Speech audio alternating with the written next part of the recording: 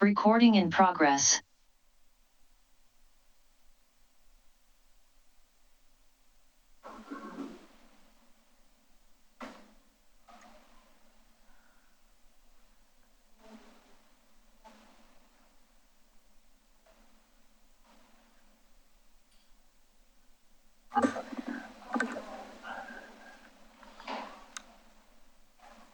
We're ready when you are. All right. In that case, we'll go ahead and call to order the September 28th, 2021 meeting of the Oregon City Historic Review Board to order with board members Ferry, Blythe, and Edgar attending in person, and board member Stobie on Zoom. The first item on the agenda will take any public comments not related to public hearings on the agenda tonight.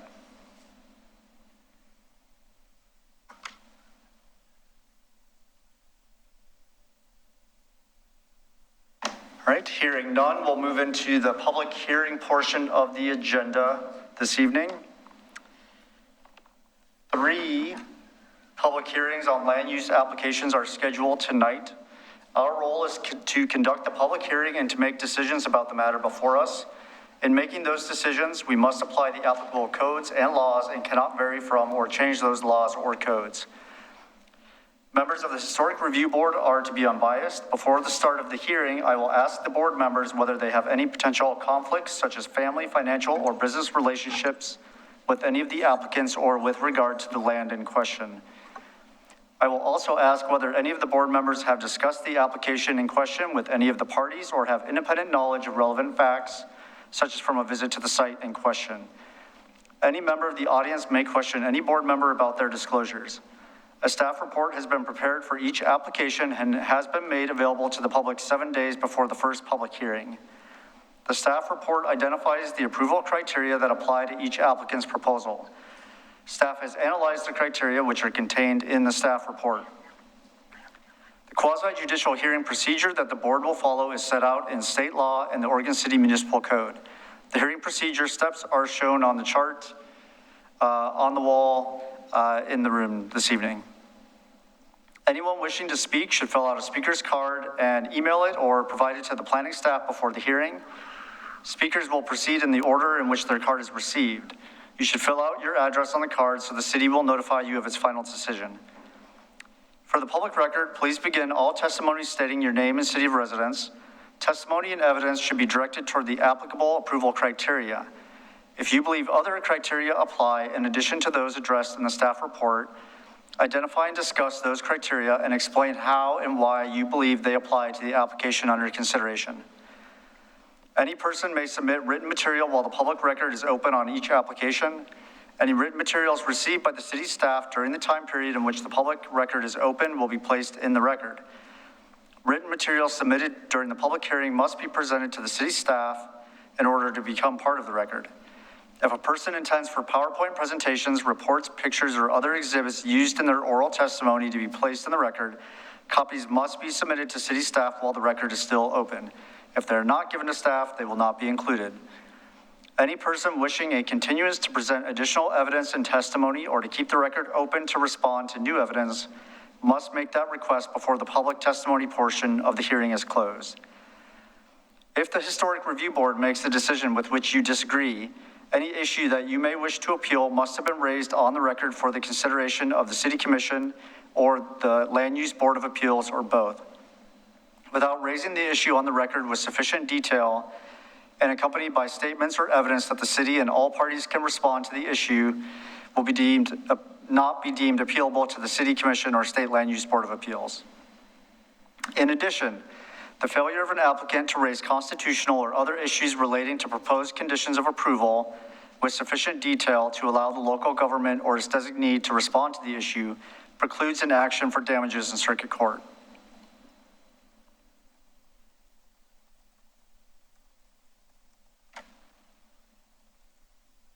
Now, we'll go ahead and open the record for Oregon City file number GLUA 2115 and HR 218. Historic review for exterior alterations to a non-contributing home in the Kenema National Register District at 6014 4th Avenue. I'll ask each board member if they have had any ex parte contacts, conflicts of interest, bias, or any other statement to declare, and whether they've visited the site and have any information to note. Board Member Ferry? I have no conflicts, and I have visited the site. I have nothing to note. Board Member Egger? I would like to make comment that I have walked by, I've talked to the people, but I've never entered into any discussions about what they're doing, and I've tried to tell them that. So I hope that there's nothing that I've ever said to them that offends them in any way, but I'm totally capable of making an unbiased review of this action. Okay, thank you, Board Member Egger. Board Member Stobie? I don't have any conflicts, no ex parte contact, and I have visited the site and nothing to note. Okay, and I have visited the site, have nothing to note, and I will note that I did inquire with city staff when I saw the work being performed, whether any of it had been approved at staff level. Does anyone in the audience wish to question any of these board members about their disclosures? Please come just to the like to microphone, add. state your name and place of residence. Oh, I'm sorry.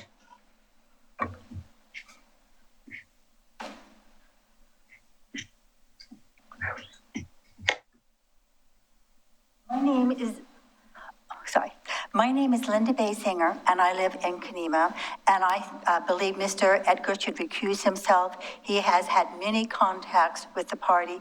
He's actually told them, shh, don't tell anybody I was here. So he's made comments. He's also made comments to the fact that he can help these people get through their permits through City Hall, or through the city process, because he knows so many people. So I believe Mr. Edgar should recuse himself on his past contact that he's had with his first contact with these people. All right, thank you. Does anyone else in the audience wish to question any of the board members? Someone on Zoom was wanting to speak. Okay. Is that the, I guess, with the name Abigail, I assume, is the one? I believe so. Yes, I'm sorry. I don't know if it was our turn as being the resident, the homeowner, or if that was just open to members of the audience. So it might not be our turn yet. I didn't catch all of that. The sound wasn't quite. I think that the applicant also wanted to question the disclosures. Yes. And Abigail Clune is the applicant there. So when you asked for, does anyone wish to question, there was Linda and also Abigail. Gotcha. Yeah. Okay, Abigail, go ahead if you're ready. Sure. We have had multiple interactions with Mr. Edgar. He is a neighbor, so he does live close by, and we see him walking. But there were a couple of interactions in particular that we had pointed out after they happened to city staff, because we felt that being in a position of power as a member of the board and in our situation as going before the board, that those interactions we consider to be inappropriate.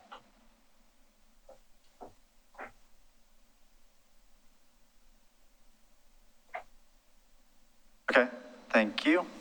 And then I saw one additional hand here. If you could come up to the microphone, state your name and place of residence.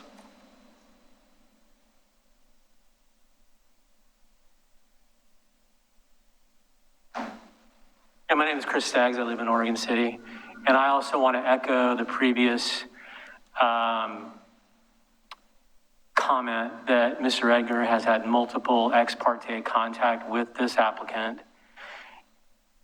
And I would request that he recuse himself from this application.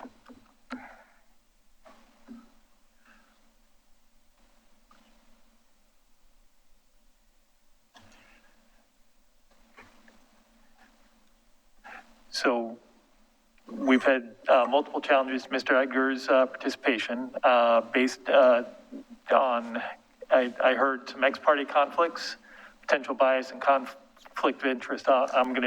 I'll quickly go through each of those, and then Mr. Edgar can respond to the challenge and decide whether or not he fits in any of those categories. So starting with bias, under Oregon law, applicants are entitled to an impartial tribunal. That means one that comes in with no preconceptions. However, Oregon courts, I'm going to take this off briefly, have decided that it's a fairly high bar to be considered bias. And in particular, what they say is that the person to be biased must have a perspective on the very application in front of it. So it's just because they necessarily don't like some other piece, it's the question that is in front of the board. Second, that there must be an actual bias such that the decision maker has so prejudged the matter as to be incapable of determining its merits based on the evidence and arguments before it. So in other words, if somebody says, I go to this church and I cannot vote against something that church wants to do, that would be evidence of bias. If I hate this person so much that I can't see straight when I think about them and I just couldn't look at this on its facts, that would be evidence of bias. It doesn't, typically the way bias has been shown in other cases is statements, for example, to newspaper, or statements that, signing a petition, opposing a particular project, or things such as that. So that's bias. Can you make a decision based solely on the evidence in the record and the criteria? In addition, there was some discussion about ex parte contacts. There is nothing inherently illegal about ex parte contacts. What they are is ex parte contacts are conversations or communications with other people outside of the record that serve as the basis of your decision. So if you, for example, an application comes before you and there's a traffic issue and you call up a friend of yours who's a traffic engineer and talk to them for an hour about what's going on, that's an ex parte contact. And people, the idea is that we want the decision that you make to be based on the record, the facts that are adduced at the hearing. And if in fact you have that conversation, the people who are involved in the hearing deserve to know about it and understand the substance of it. So the simple fact that there's a conversation outside of this hearing between people doesn't matter unless it's about the facts on which you base your decision. And that would be an ex parte contact. And finally, there's conflict of interest.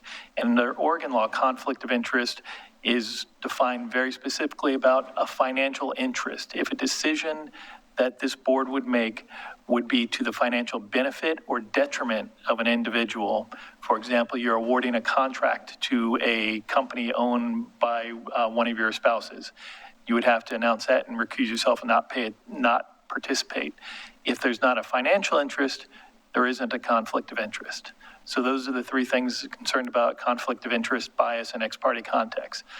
I didn't hear anything that indicated a conflict of interest, in other words, a financial interest. However, it sounds as if there's some concerns about bias, that Mr. Edgar has opinions on this matter that would prevent him from making it based solely on the facts and the evidence. And there was also some, I heard one person identify ex parte contacts. And again, it's not about just conversations, about have you discussed matters with somebody outside of the record and discovered facts or evidence that you would base your decision on. So that's kind of a long-winded way to kind of give you the basics. And with that, I would turn it back over to Mr. Edgar to explain whether he believes he can make a decision in an unbiased manner, or if there are any ex parte contacts, to disclose those and place the information on the record. I'm fully capable of making this with an unbiased, prejudged thought process on it. I have tried very hard to stay back from it.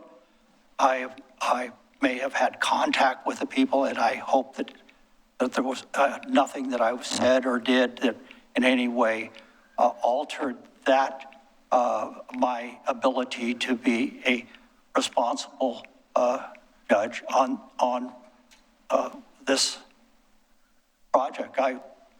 I feel ready, and I'm not, I have not compromised myself, and I'm not compromised my ability to make a judgment. Okay. So you were requested to recuse yourself, and you are choosing not to recuse yourself and to continue to move forward with the hearing in this matter. Is that correct, or? I didn't hear you correct. I'm sorry, there has been a specific request made that you recuse yourself and not participate. And I understand that you don't believe you're biased, and you have no further ex parte contacts to declare, and that you intend to sit in as that is correct. A member of the HRB. Okay. That's correct. With that, I think we move on to the staff report. Okay, very good. We'll go ahead and turn over to Ms. Reed for the staff report. Chair Black, can I approach and make a comment? Procedural questions allowed, I think, only. I need to expand on what I said earlier about this conflict, which I think is going to be relevant to the discussion about this. So he had an opportunity to raise that. You can let him come forward, but that opportunity was there, and he gave the information that he gave, and you can allow additional information. You want to be careful about, going too far down that line, but it's up to the board about whether to allow additional comments. Yeah, I believe the opportunity for public comment was provided, was responded to, and we're moving on to the staff report now.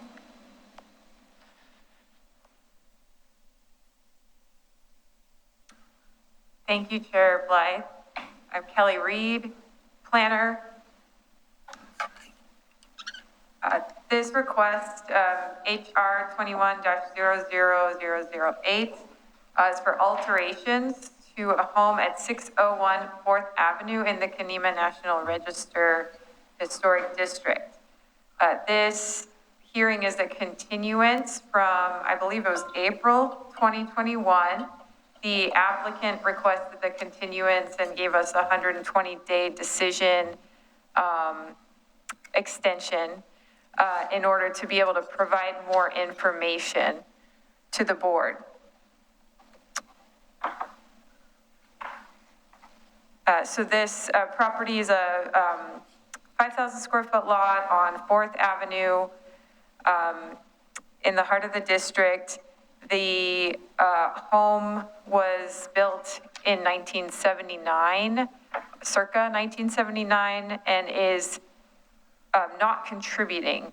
It's not considered a contributing resource in the historic district. So the applicant is requesting approval for some alterations to the exterior of the structure, including composite decking material on the front porch, aluminum railing on the front porch, textured fiber cement siding, including board and batten style siding, and for a new staircase in the front yard. So you can see the before and after photos of the home here. On the left is a photograph, I think, from 2019 or 2020. And then the lower right shows the house after the work was done. Now this photo doesn't show the staircase. It's still the old staircase in that photo.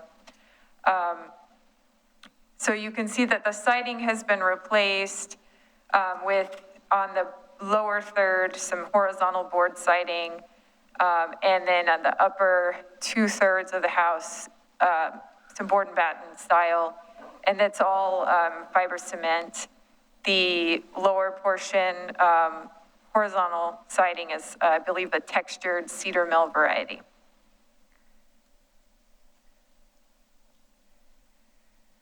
So this work doesn't meet the HRB policies. And so therefore staff cannot approve the work. There was some other work done on the house that did meet HRB policies that I approved as staff. But this other work was done, permits are not required for siding replacement. And for some of the work they did on the porch, doesn't require a building permit. So there was no opportunity for me as staff to see this proposal and catch it before it happened. So the applicant's requesting approval after the fact. And because that doesn't meet the HRB policies, it gets to the Historic Review Board for review. And then you review these materials on a case-by-case basis.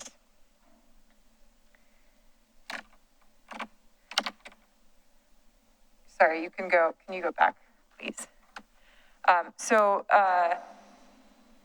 More recently, the applicant sent additional photos of some new landscaping that's been installed. So you can see some shrubs in front of the porch railing. You can see additional shrubs up along 4th Avenue in the lower left-hand photo.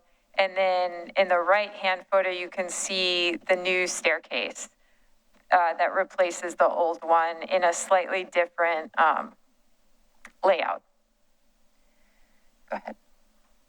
Oh, I control this, don't I? Sorry. Lisa and I are both clicking. Thanks.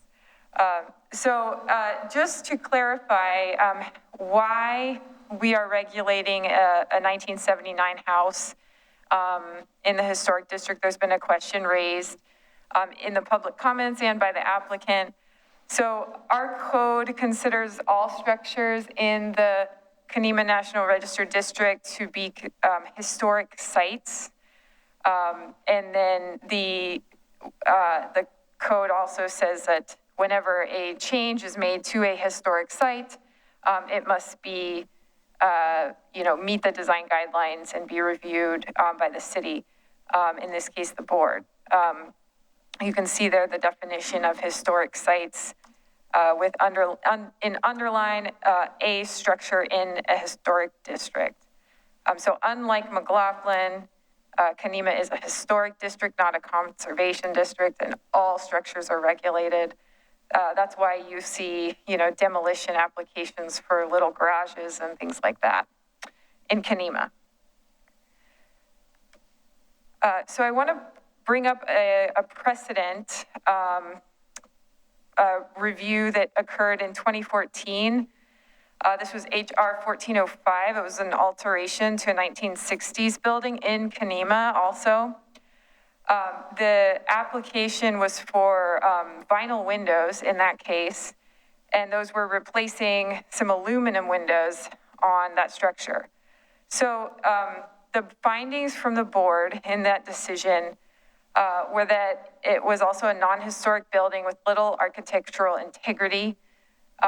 There was very little effect, or the board found that there was very little effect of the vinyl windows on the overall significance of the historic district, that vinyl windows were reasonable in-kind replacement for an obsolete non-historic material, that being aluminum windows, and that the project was part of a building-wide improvement project to repair and maintain the structure. And so I think this application is very similar in many ways.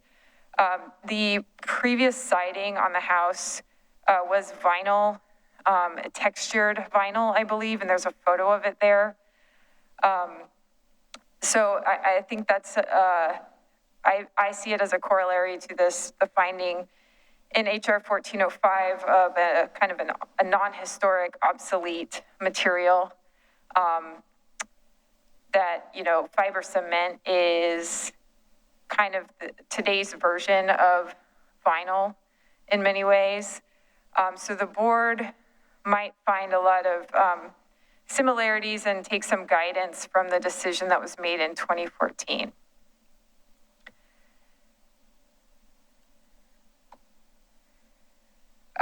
I will also mention that the alterations guidelines that are applicable here are different from the design guidelines for new construction.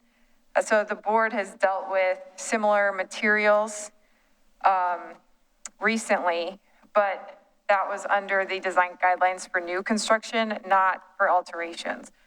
So the design guidelines for alterations do not have any specific guidance on material types. It doesn't have any specific, this is appropriate and this is not appropriate. So the board has to make judgment calls based on the details of each case and the intent of the guidelines. So the written staff report includes findings for all of the relevant design guidelines. I'm not going to go through each one of those, but I'm happy to answer any questions that you might have.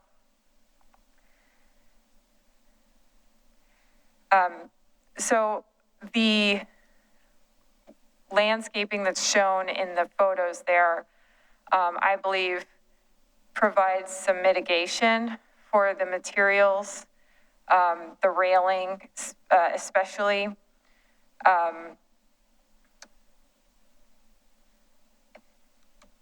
And then in summary,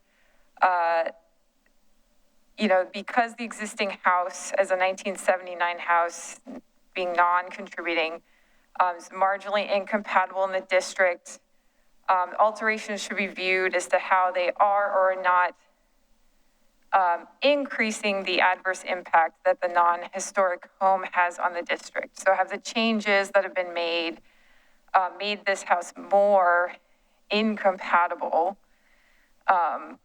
in the district, or if they had an adverse effect on the district.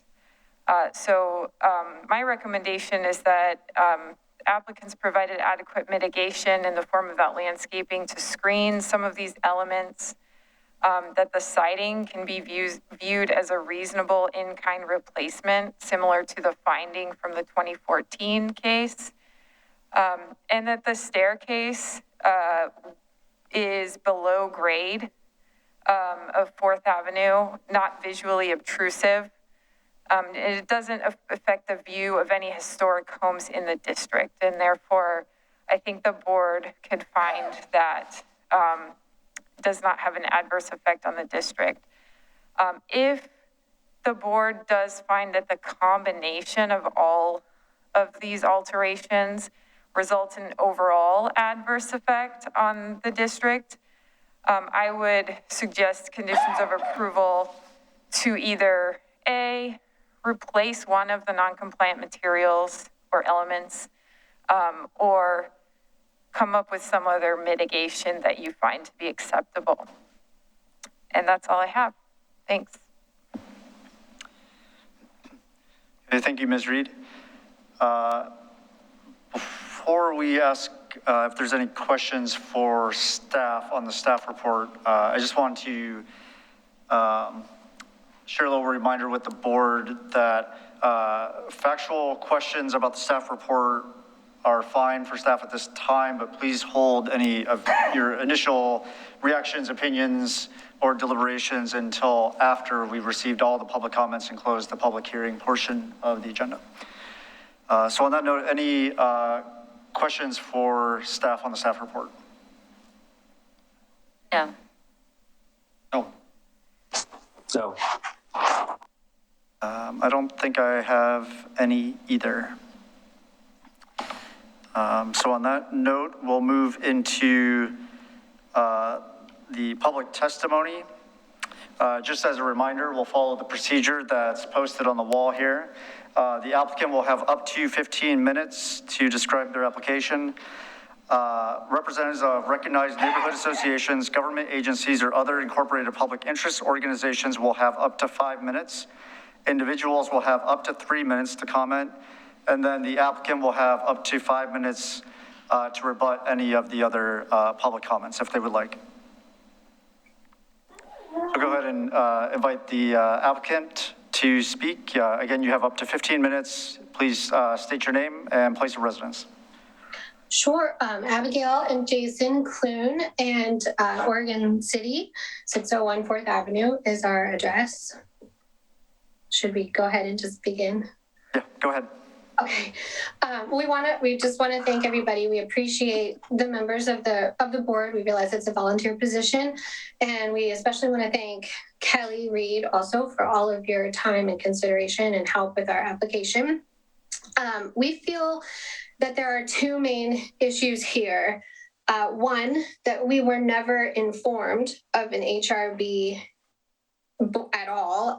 We didn't know that the HRB was something that existed, and that there was anything remotely such as any kind of application for an approval process for exterior alterations, because there's no process of notification that exists.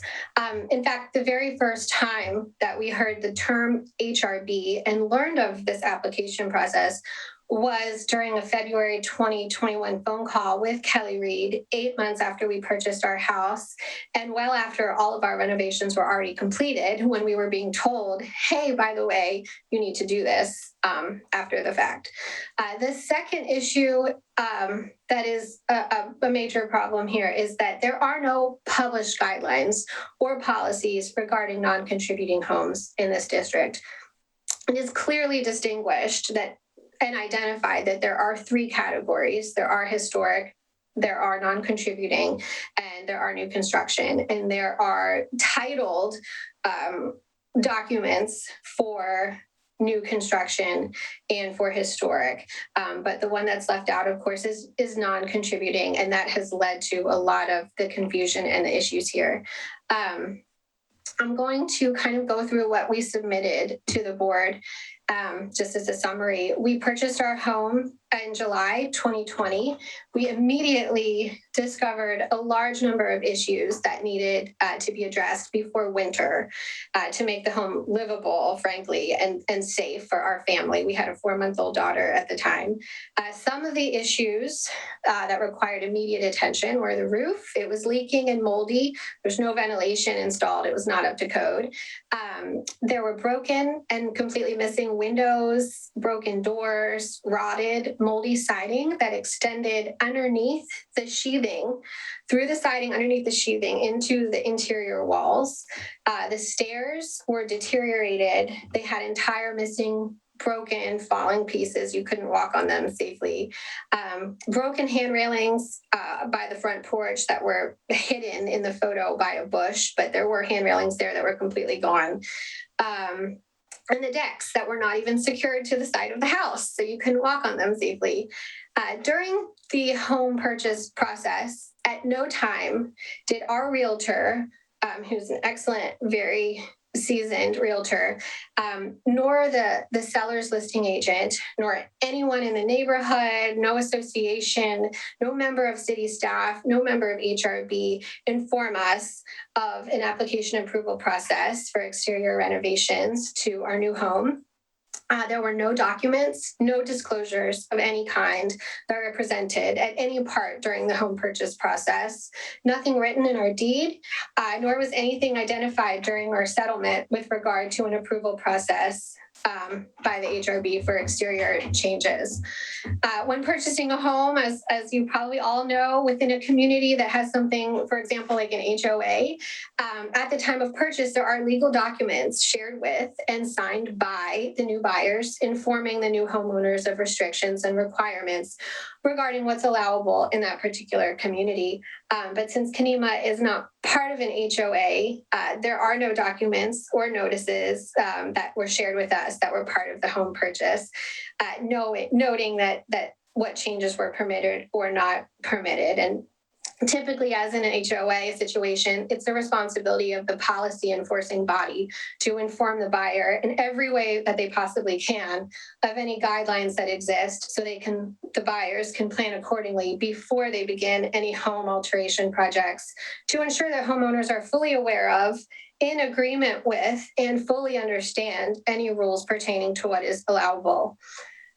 We did have a one-on-one conversation with a board member who was a member at that time, specifically regarding our alterations. And again, during that one-on-one conversation, that person still did not inform us. So we were completely in the dark. And as I'll talk about in a little while, the question of who was responsible for informing homeowners of the HRB process even came into question at the HRB's April 27th, 2021 meeting, which you can still view on YouTube. Since we were never made aware of any application process, we didn't know this existed. We didn't know to even seek out information ourselves when researching our new area. We trusted our realtor, our contractor, they trusted the city and the whole buying process. So we proceeded operating with full transparency, not hiding anything, with exterior renovations to our home that began immediately in July of 2020.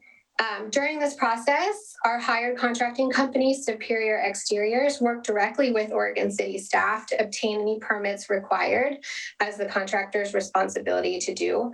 Our understanding and that of our contractors was that the permit process and the historical approval process were one and the same, and any issues related to the historical review were addressed simultaneously as part of that permit process. Our contractor and our crew were physically on site and met personally with city inspectors almost daily, because directly across the street from us is where a developer was building the cottages, as most of you know, and there was an inspector parked there every day, all day. And he would come by and got to know our crew and would wave and say, "What are you working on today?" and make sure it was all good, and then say, "Okay, go ahead, continue, proceed." So multiple occasions, those inspectors reviewed in person directly and discussed. They were witness to every single change that we made along the way that spanned many months. Our contractor also communicated directly with city staff. After the city inspectors regularly reviewed in person all the changes that were undertaken, the only item that they deemed needed a permit, as Kelly noted previously, was a large window installation. That was approved, and we did get the permit, and that did go through.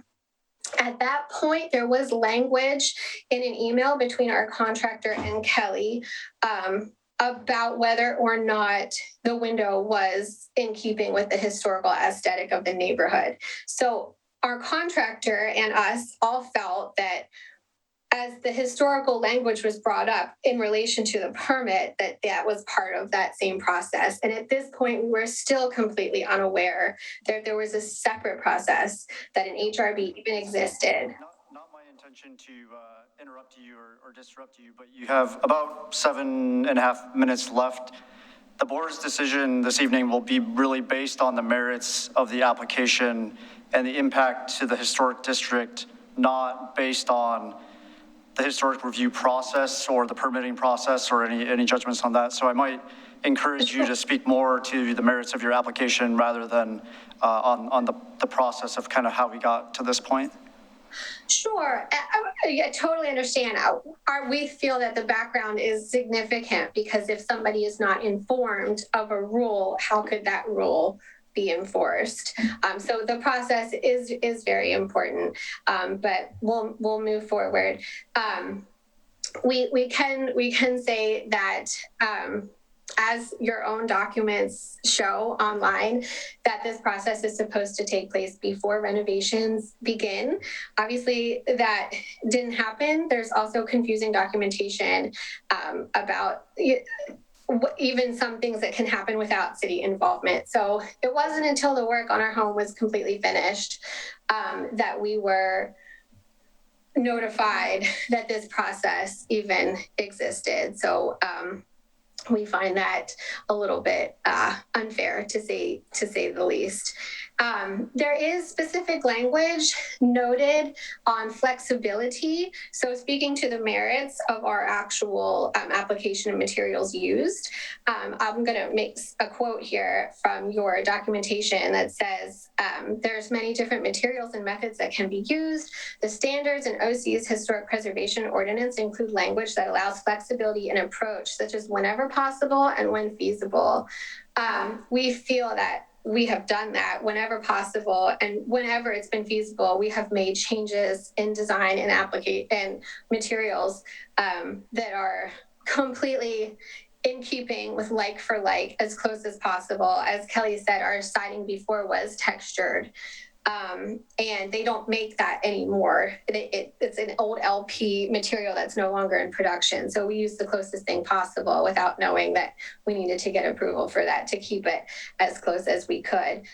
Further, page 4 of 13 of the Oregon City's design guidelines, the McCarver House, while it's not in Kenema, used identical white board and batten siding as ours. So there is precedent in this area. Also, the language used is encouraged, which is not mandatory. So going back to my opening point about there being no guidelines, encouraged still is not, it doesn't outline any guideline or policy. And so it's hard to make any kind of decision based on what somebody did if you're just simply told that you're encouraged to look compatible.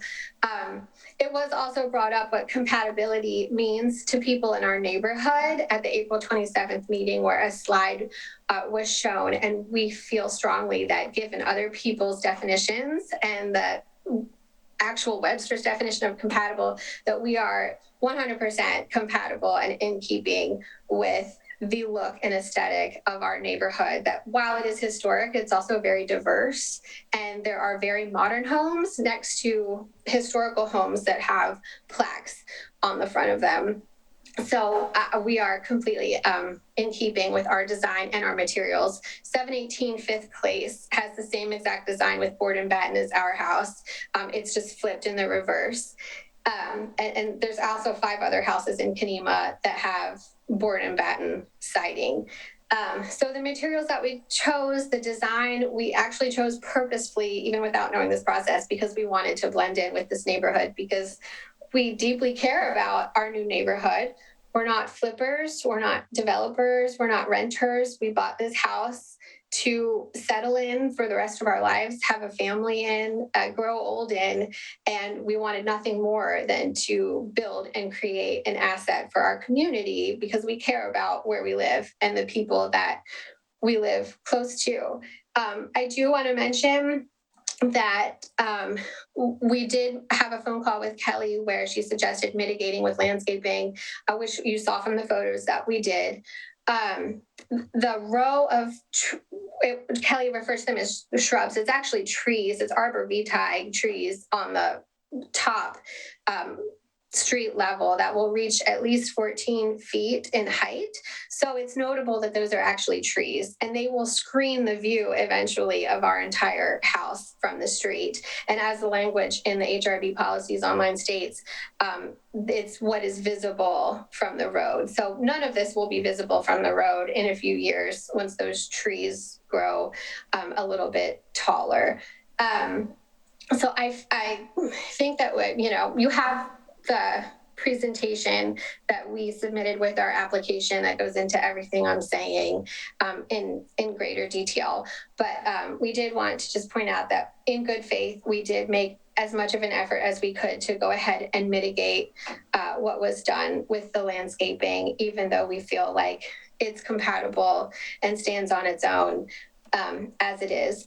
I just do kind of want to point out in closing that April 27th board meeting, actually, Mr. Blythe, you raised the question of how is this process burdensome and how are we notifying home buyers of this process? And obviously, overwhelmingly, it was very clear that the discussion that ensued was that there is no process, and that, relying on county tax records to come out months later and then sending a welcome packet to people at that point is not a reasonable time frame. We had to address these issues immediately upon moving in, and we did not receive anything in the mail until August 17th, 13 months after we moved in. We've spoken to a lot of our neighbors who still to this day have never received that move-in packet.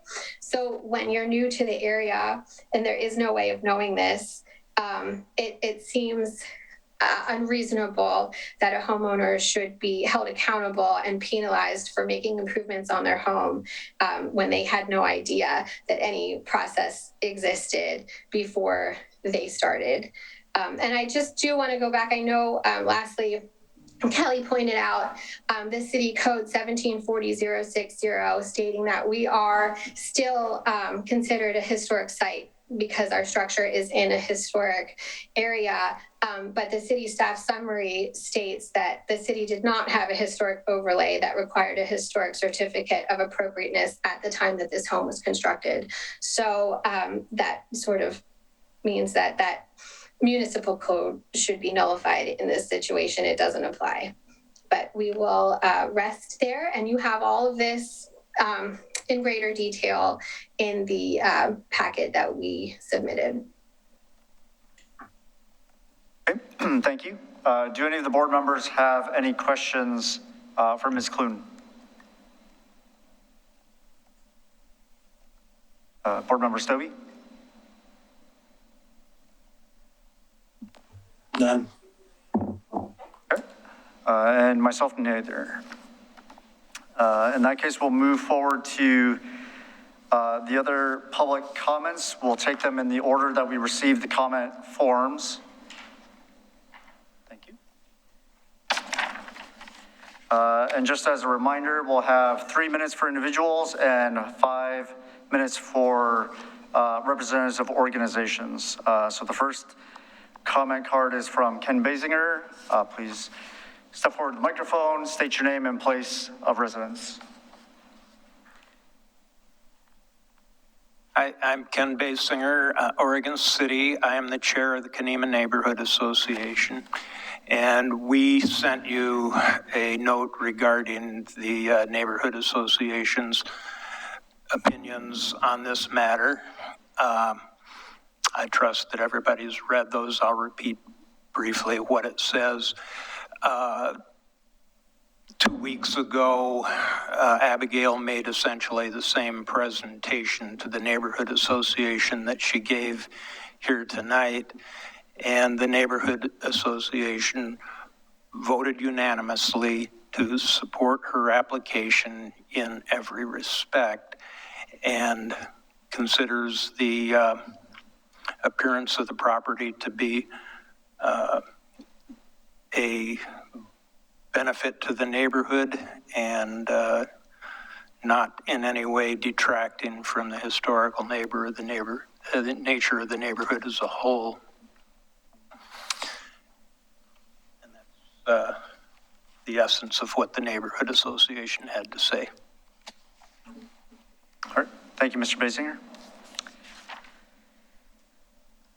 Second comment form is from Ron Bisline, or Beisline, sorry about the pronunciation always.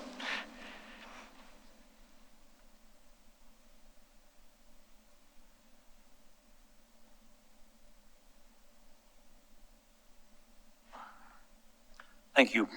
Ron Beisline, live in Kenema, also part of the steering committee and land use liaison to the city for the Neighborhood Association. And like Ken mentioned, we did have a meeting about this with the steering committee, discussed it and approved it with the steering committee, and then had a Neighborhood Association meeting a few weeks ago, also approving it as a letter you received. And so I think that the Neighborhood Association in the area feel that the building is a lot better than it was before. It looks a lot nicer and does add value to the neighborhood. So that's my comments from the steering committee.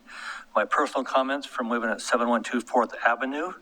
I heard Kelly's comments from the committee. I think she has set precedent of other changes in the past, and I think this goes along with this one.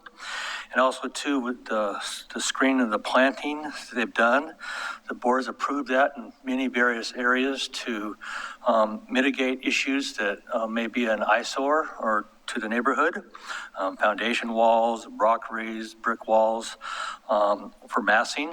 And I believe with those trees there, you are not going to see that home anytime soon, which is too bad. Thank you. Ron?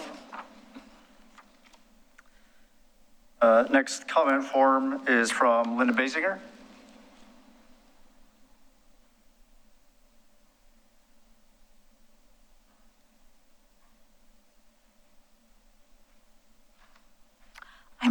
Basinger, and I live in Kenema. I'm also on the steering committee. I support the repair on this property, 601 4th Avenue. The property had been a long-term rental and was run down and in great need of repairs. The repairs have a high quality, good taste, and a pleasant addition to the neighborhood. Board and bat siding was very popular in the mid-century, and it's a great improvement from the rotting LP siding that was on the property. This home sits very low on the hillside and is not visible to those driving by or walking past. The porch and the walkway railing are not visible unless one is trespassing on the property. This came to you as from a complaint, and the complaint was from the only other neighborhood of the Friends of the Kenema, which Paul Edgar was a part of. That's a now defunct area. So I cannot imagine that there wasn't any conversations between the two parties. I would like you to approve the staff recommendations, and join the Kenema Neighborhood Association in its approval. Thank you. Thank you, Ms. Basinger. Next comment form is from Karen Blaha.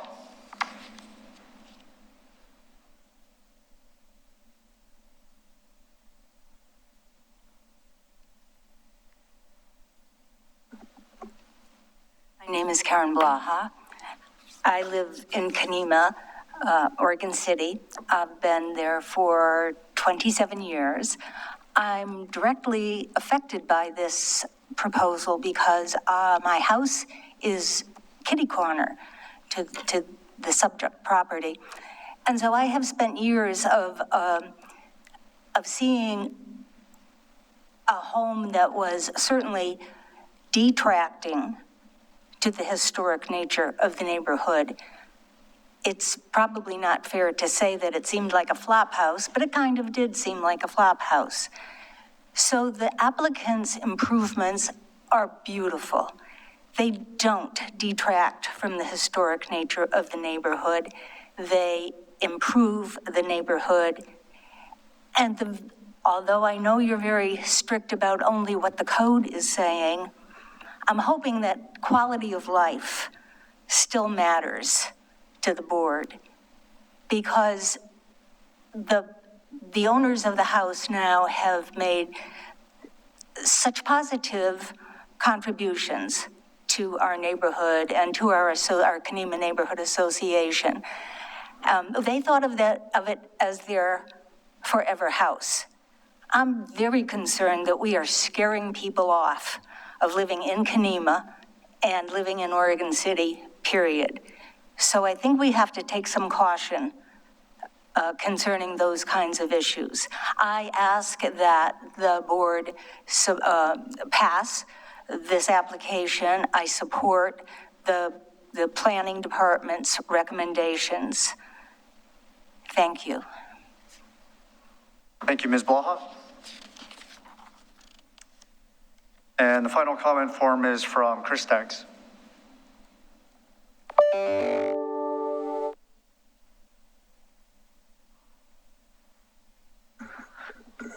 Can you hear me okay? Yep.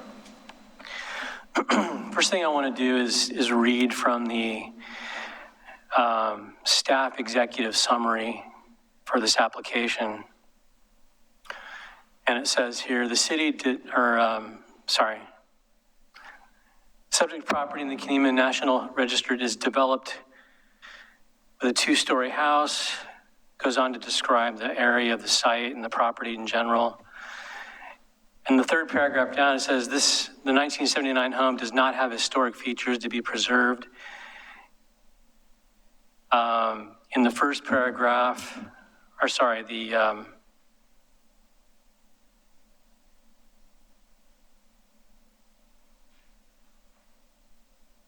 in the first paragraph, halfway through, it says this home is considered non-contributing and out of period. The city did not have a historic overlay that required a historic certificate of appropriateness at the time this home was constructed. The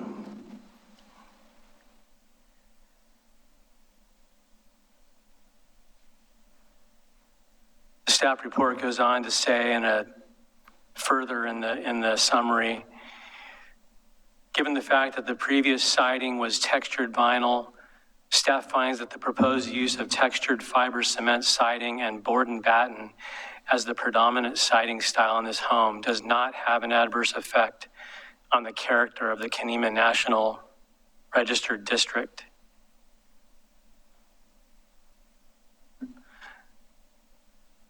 I'd also like to bring to attention to the board and to the public in general and everyone here tonight, an important thing to keep in mind as we're considering applications in historic districts. And on page 27 of the guidelines for new construction, which I know this is not new construction, it's changes to an existing structure, but the guidelines for new construction lay out general guidelines and basis for properties and projects and architecture in general in the Kenema Historic District. And one really important part of these guidelines that I think everyone seems to forget at times is on page 27 in the design composition, and this is specifically for vernacular architecture in the district, which I believe this house is in that style, or the vernacular style. In the design composition, the very first sentence says, and this is referring to the vernacular architecture, says, the very first bullet point says, lacks rigid system of exterior detailing that makes it a clearly definable architectural style. Semicolon, allows design flexibility and is inherently varied. And I think this is something that is forgotten often in Kenema, that one of the main kind of contributing attributes of the district is that there's a lot of variation in architecture and in styles and in types of siding and materials. It has sort of inherently varied qualities. And I think sometimes we tend to want to attach specific materiality. And later on in the guidelines, under this section on siding, there is a lot of variation, and there's a lot of flexibility in the design of buildings in Kenema.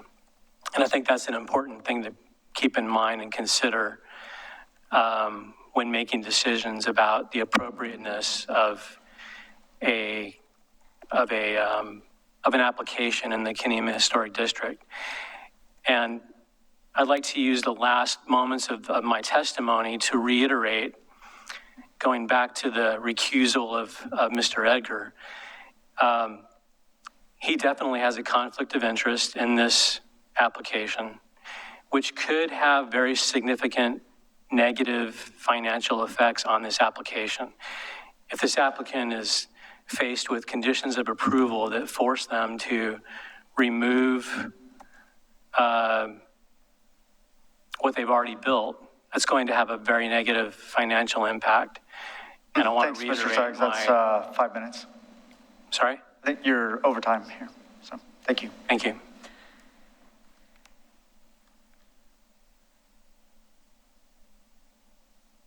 All right, that's all the public comments we have.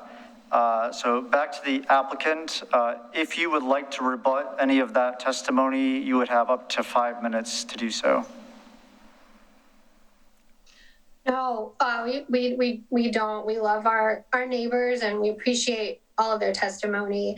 And we are incredibly grateful to have received very, very positive feedback and compliments during this entire process. So we're very grateful that they are here in support of us tonight. Thank you. Thank you. Okay, thank you. In that case, then we will close the record for this application and move into board deliberations.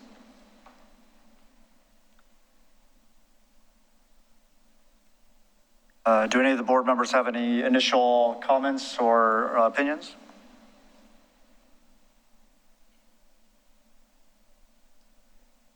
Member Edgar?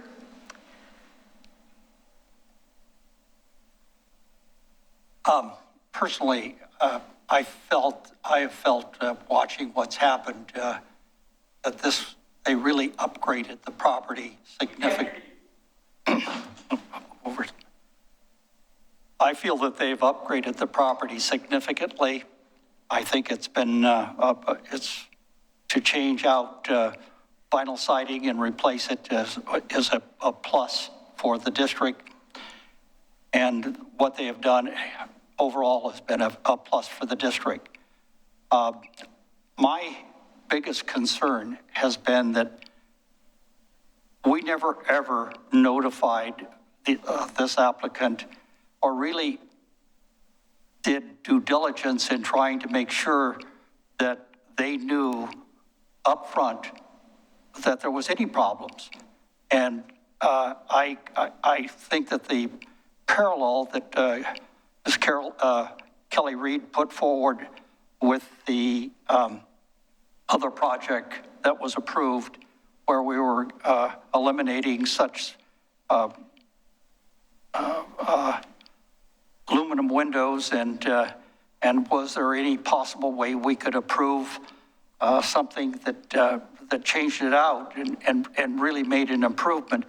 No, in this case, it just points to me that we as a city and all of our people and staff need to be doing a better job, and we need to make sure that when people move into or buy property into Kenema, that there in fact is some type of contact, some type of update, something better than what we're doing, because what we're doing failed, in my opinion.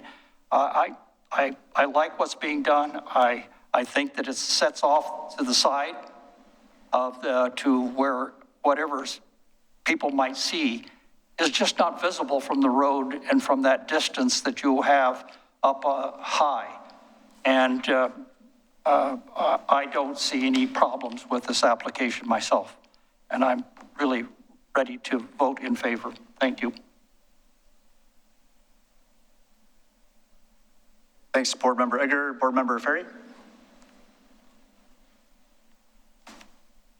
I agree in the like-for-like replacement of the siding. And I don't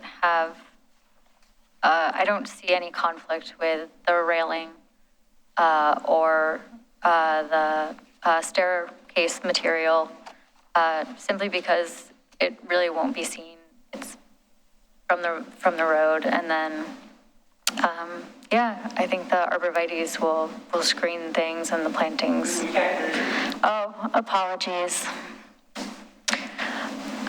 I think I don't have an issue with what has been done. I think it looks very nice. I think that the siding has been replaced like for like in a positive way, and that the other issues as far as the handrail and the staircase, I believe are not really visible from the road because they're below grade.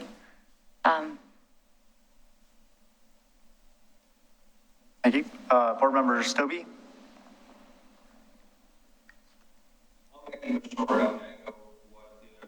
Said about, communication, notifying new residents and even commercial property owners into our historic and conservation areas in the city, but I have no problem with this application.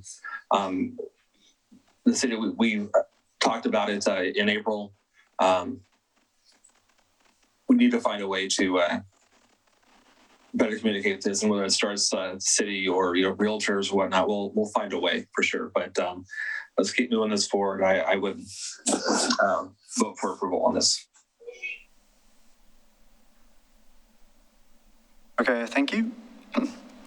And I guess from my perspective, there's no question that this home and structure specifically is non-contributing. It was built after the period of significance, but before the historic district was recognized.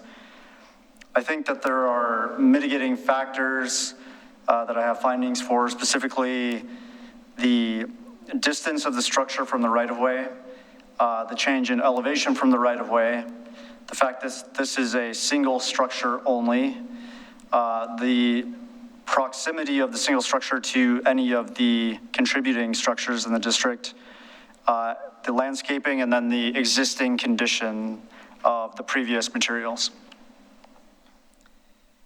So given those mitigating factors, I'm in support of approving the application.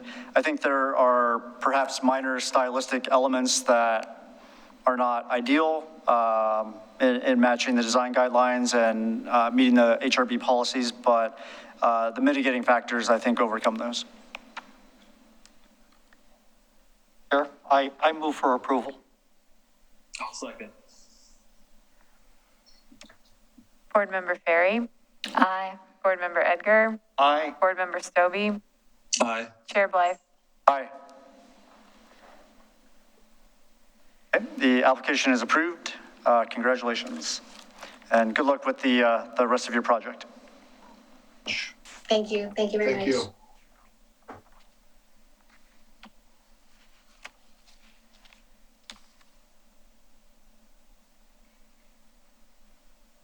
We'll now move forward to the second item in the public hearing tonight and open the record for Oregon City Record GLUA 2142 and HR 2118, revision to HR 1904 for a single dwelling in the Kenema National Register District at 306 4th Avenue.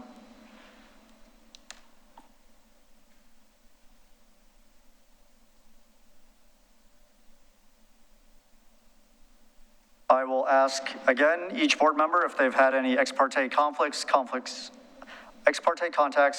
of interest, bias, or any other statements to declare, and additionally whether they visited the site and have any information to note. Board Member Edgar. No, nothing additional. And have you visited the site? I see it from my house. Okay, thank you. Board Member Ferry. No ex parte contact or conflict of interest, and I have visited the site. Thank you. Board Member Stobie. No ex parte contact. I have visited the site and nothing to note. Okay. And I have no conflicts or ex parte contacts.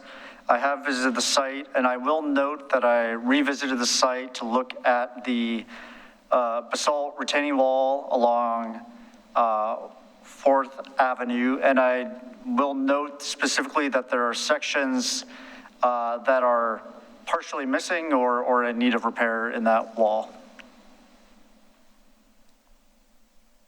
Does anyone in the audience wish to question any of the board members about these disclosures? Ken Basinger.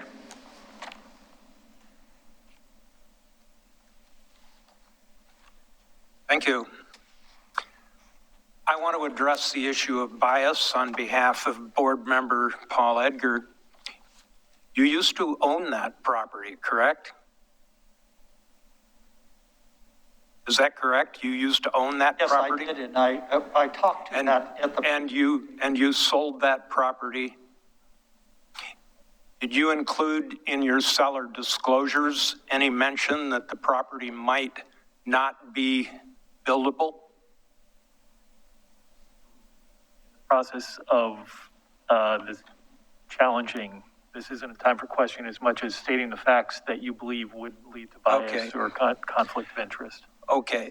The seller disclosures said nothing about the buildability of the property.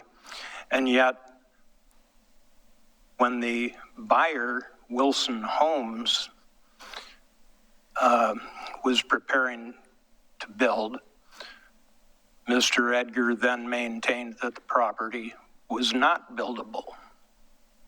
Wilson Homes sold the property to David and Melissa Kemple, and they came before the Historic Review Board with plans, and Mr. Edgar vehemently opposed the construction of their property despite having had considerable interface with them. In the end, their project was approved by the board, but by then they were so soured that they did not feel welcome in the neighborhood. They sold the property and the design, the architect's drawings, to John Ayers, who came before the board because he wanted to do some changes in the property. And Mr. Edgar came before the board and testified again that the property is not buildable. He described having gone out on the property with a tape measure and a 2x4 to measure the slope and determined that it exceeded what it was supposed to be. We on the board said that that's outside our jurisdiction. We pointed that out. Mr. Edgar continued to oppose the applicant. The board eventually approved his design and again decided not to build and sold to Mr. Ayers, the applicant tonight. I'm sorry, my name recognition is going downhill fast. Tim Ahaus. And Mr. Edgar was present at the design advice hearing for the property and present when we had a hearing last year and approved the original design on it, and consistently argued against it, testified against that approval. This all adds up to a long-term history of bias against any construction on that property. And for that reason, I believe that Mr. Edgar should recuse himself from this hearing. Thank you.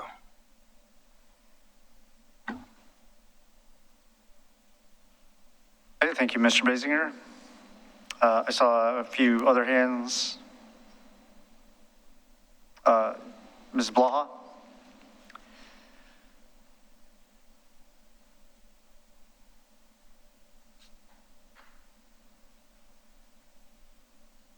I would like to associate myself with Mr. Basinger's comments as reasons for recusal.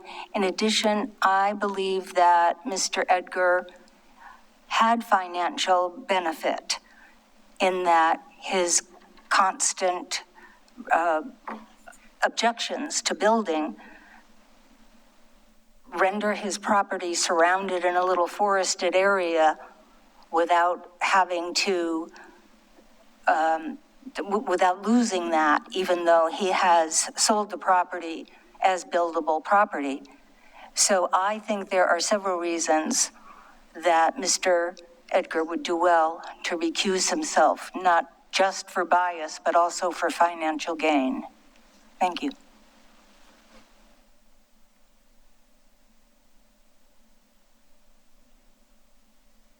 Basinger?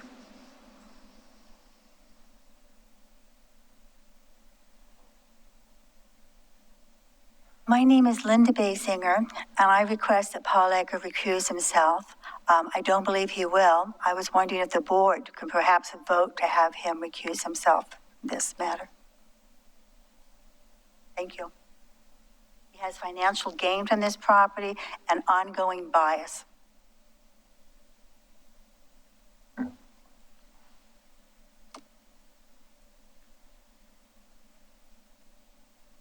I'll start from the last comment first in terms of the process.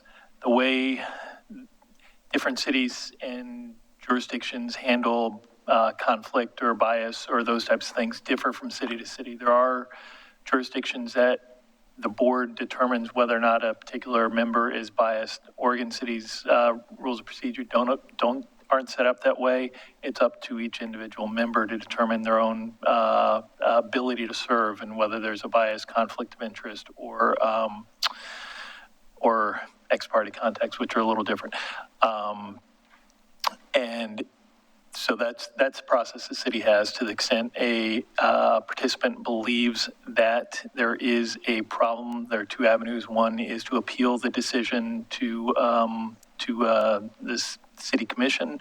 Another option would be to file a complaint that there was somebody hadn't done what they were supposed to do.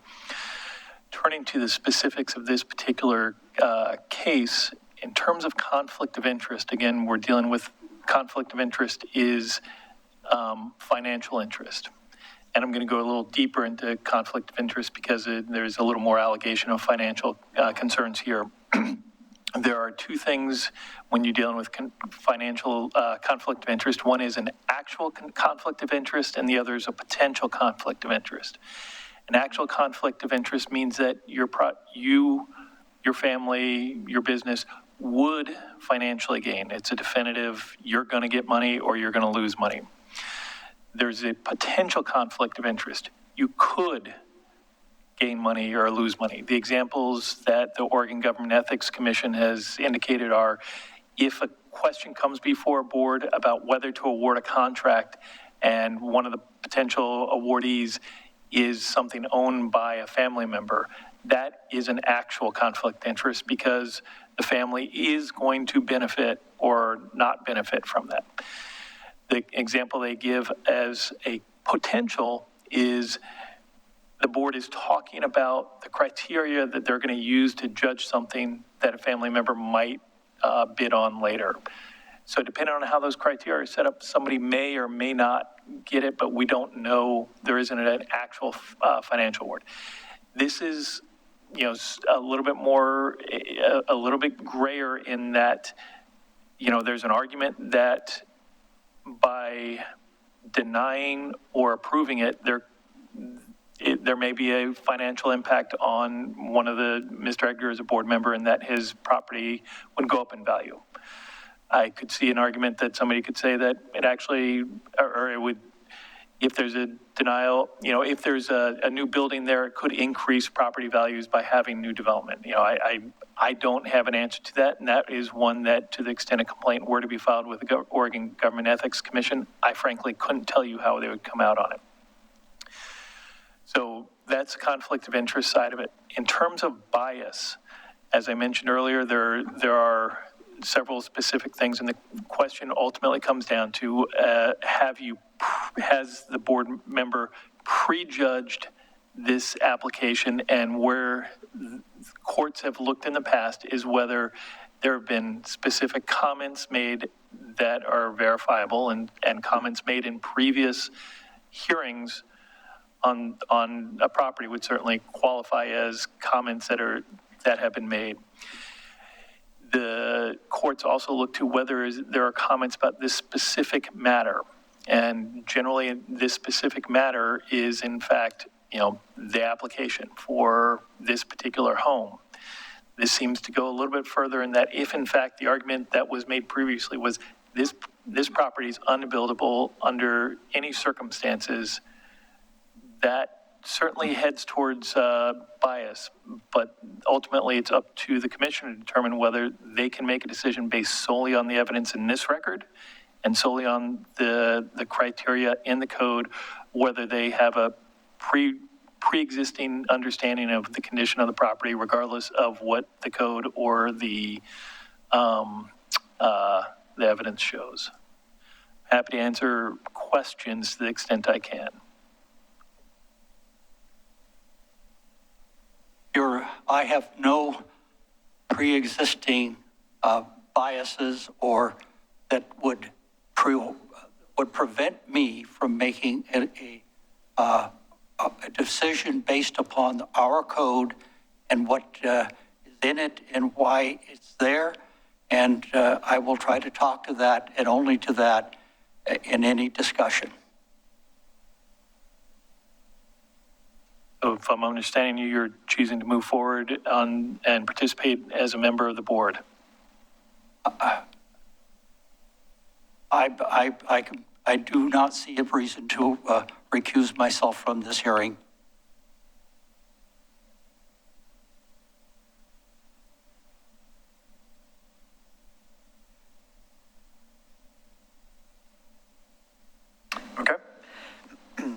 In that case, we will move forward to Ms. Reed with the staff report.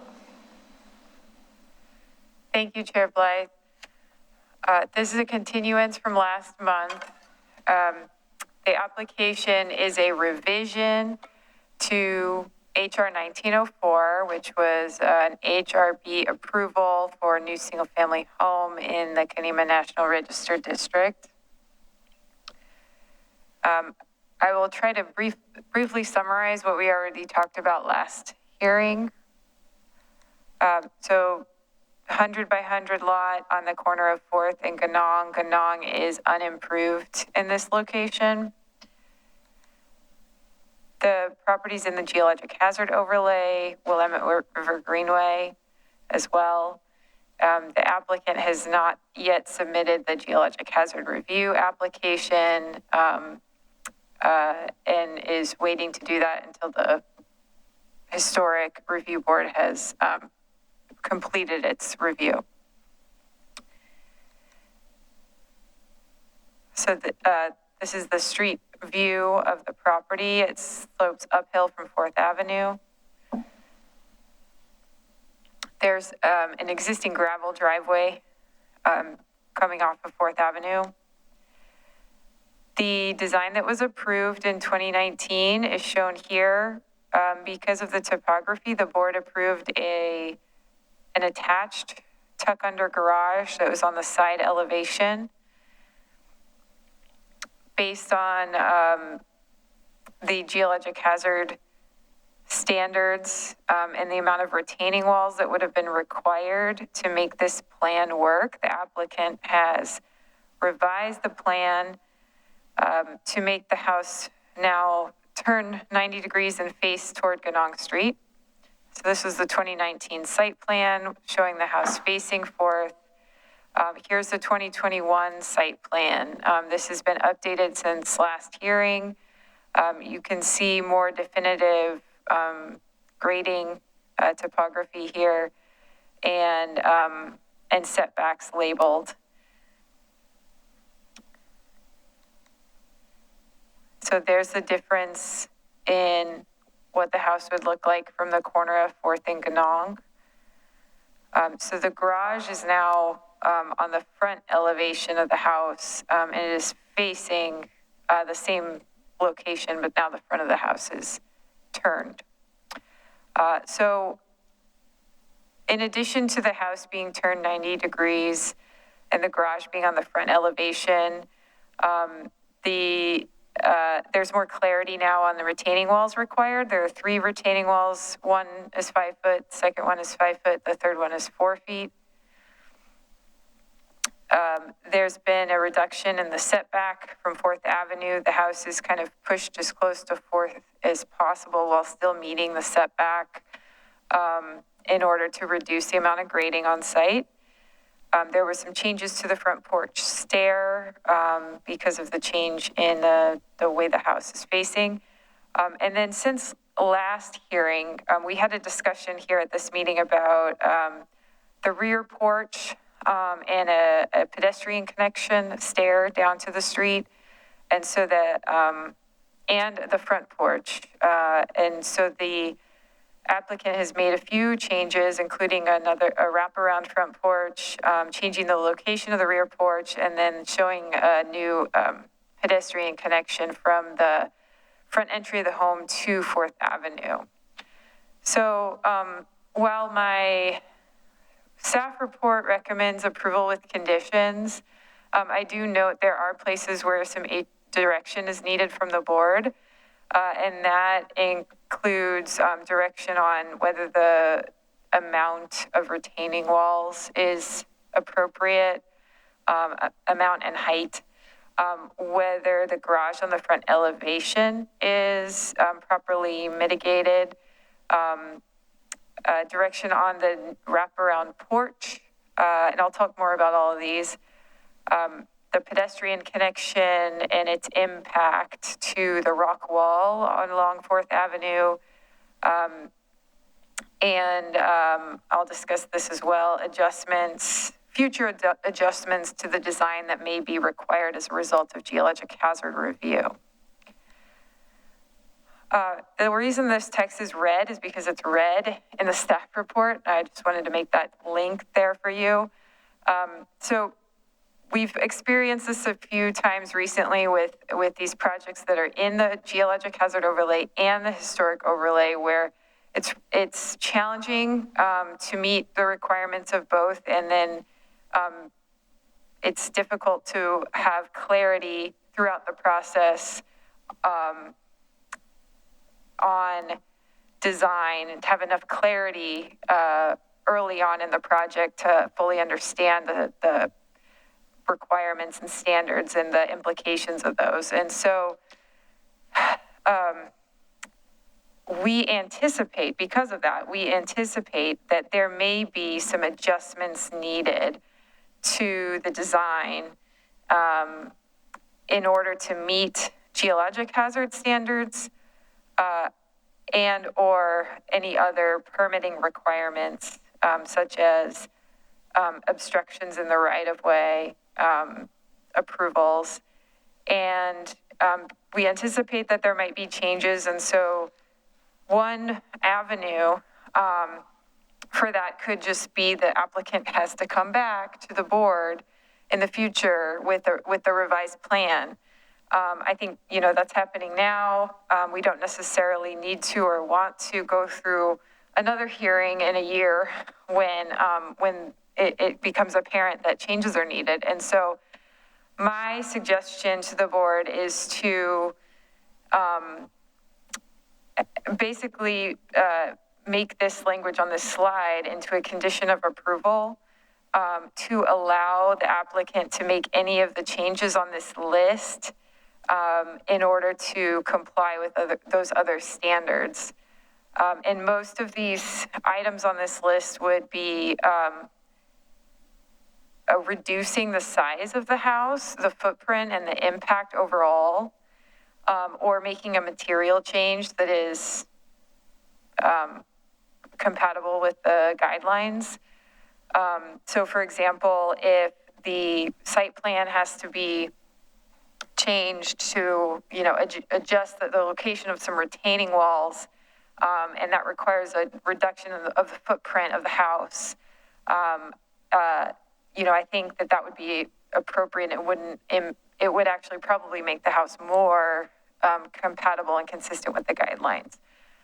So everything on this list should be something that the board maybe wouldn't need to look at again and would be okay with having staff review that and approve that in the future. So this is one thing we need board direction on, is do you want to add this as a condition of approval to try and address those potential future changes? The second is the garage on the front elevation. The guidelines talk about accessory buildings to be detached, and that garage is not to be on the primary facade.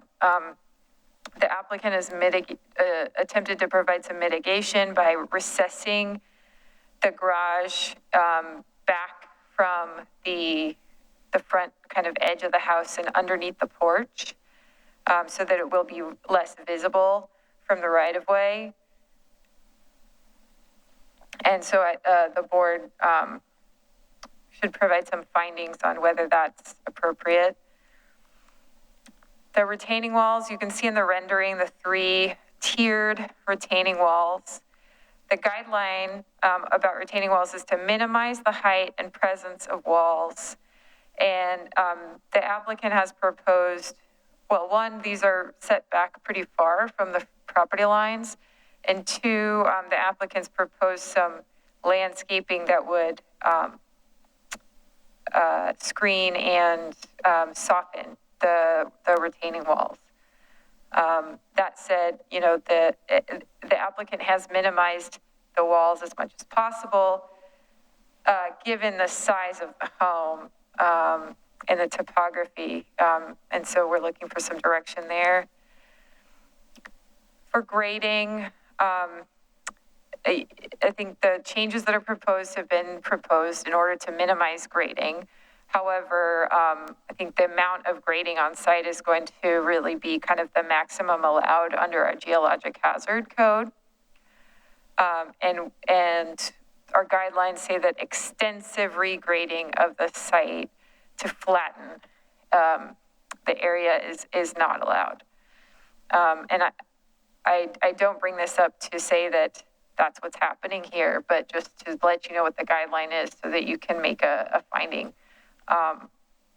So whether you think that this is met.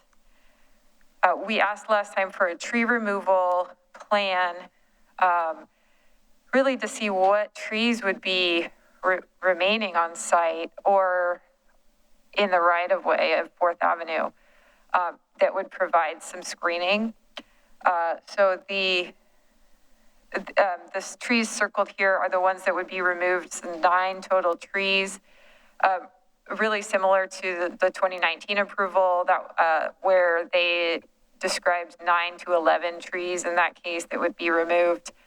And so there's no real change there. And I will point out also that there are these 2, it doesn't show up there. So you can see 2 trees in the right-of-way that are going to remain.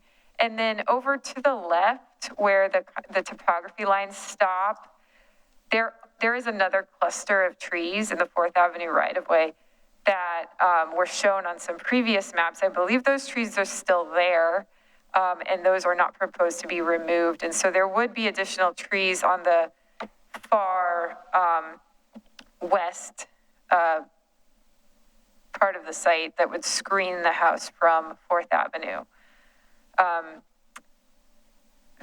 Because of the additional length of facade along 4th, however, my recommendation is to increase the number of mitigation trees required by 2 for a total of 6 new trees. The pedestrian stairs. So this was brought up last hearing. There is, in fact, a guideline that requires a pedestrian connection, a direct pedestrian connection to a front entry. In this case, that direct connection would impact this wall. So I think if the board, could prioritize the wall, and that would be perfectly valid, to not require the pedestrian connection in order to protect that wall and limit any disturbance of it. And this is the historic basalt rock wall along 4th Avenue that we're talking about. On the other hand, a staircase, this is a really long wall, more than 100 feet long, a staircase that would kind of cut through a small portion of it might be an acceptable impact for, the benefit of having this pedestrian staircase. And if the board agrees that that's the case, then I have 2 suggested conditions of approval. One, that the width of the stair be limited to 4 feet or less to limit the impact of that. That the stonework and the finishing should be differentiated from the old basalt stones in the wall so that it's clear to people walking by that this stair is new and it's not original. It's not being made out of the same stone, mimicking that basalt wall. So some sort of differentiation.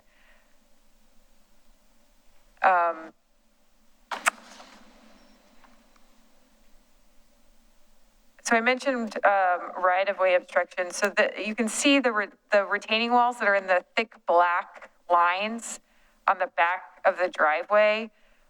Those, you can see they're on the private property, but then when they make that 90-degree turn, that's in the Ganong Street right-of-way. That required, when you're building a structure in the right-of-way, you have to get a permanent obstruction in the right-of-way permit from the city commission. And that process hasn't been pursued yet by the applicant. And so it's plausible that the applicant could not pursue that, or that if it was pursued, the city commission may not approve it. And in that case, the site plan would have to be adjusted to make sure that those retaining walls stay only on the private property and not in the public right-of-way.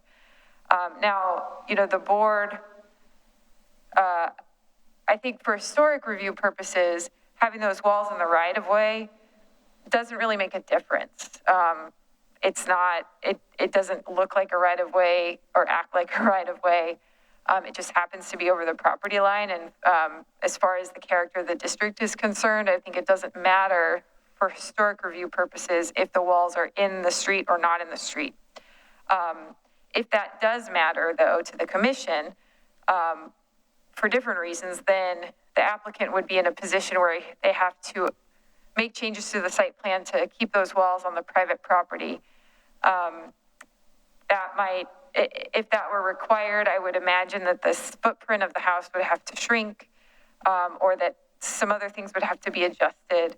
And so I've recommended a condition of approval to say that adjustments to accommodate that would be acceptable, including reducing the depth of the home, reducing the depth of the front porch or the rear porch, adjusting the location or width of the driveway, or reducing the size of the driveway pad. So here's the 4th Avenue elevation.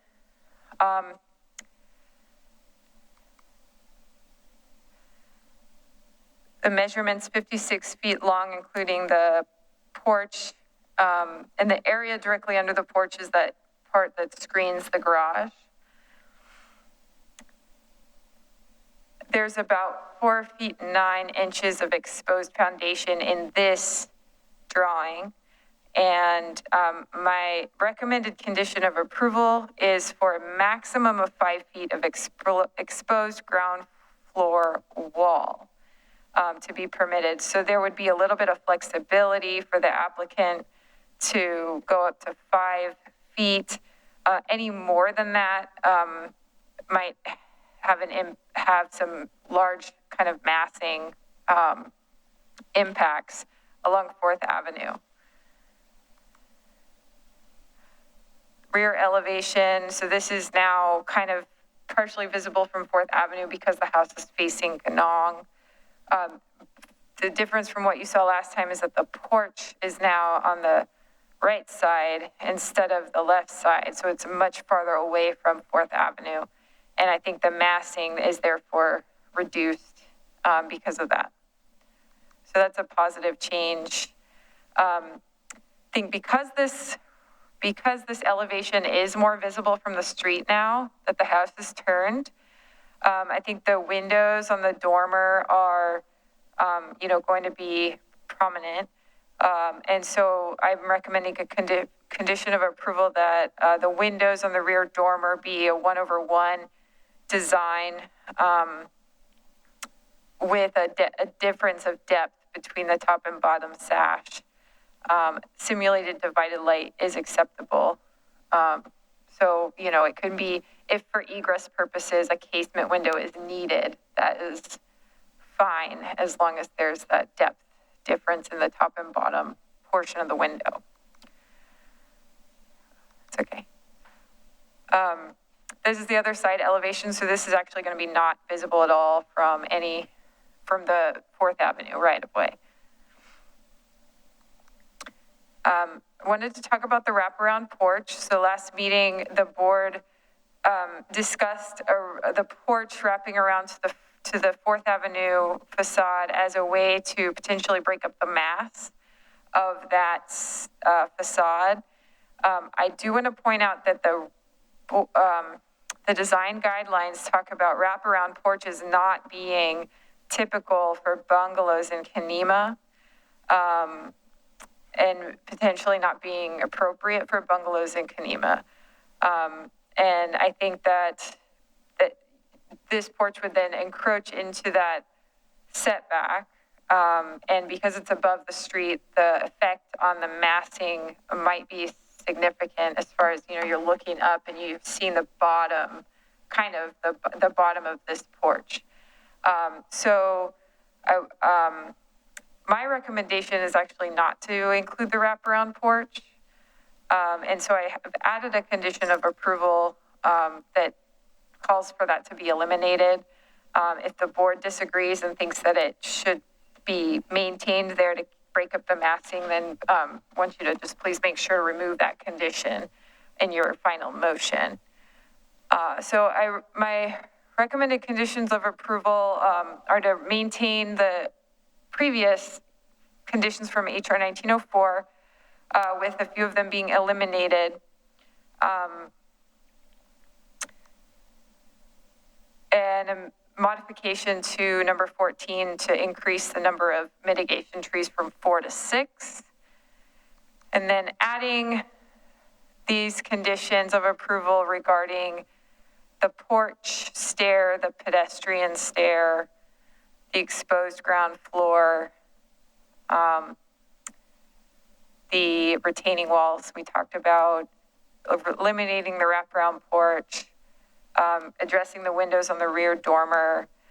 And then the last two, number 23, this is an attempt at an improvement on our standard window conditions. So the previous windows that were approved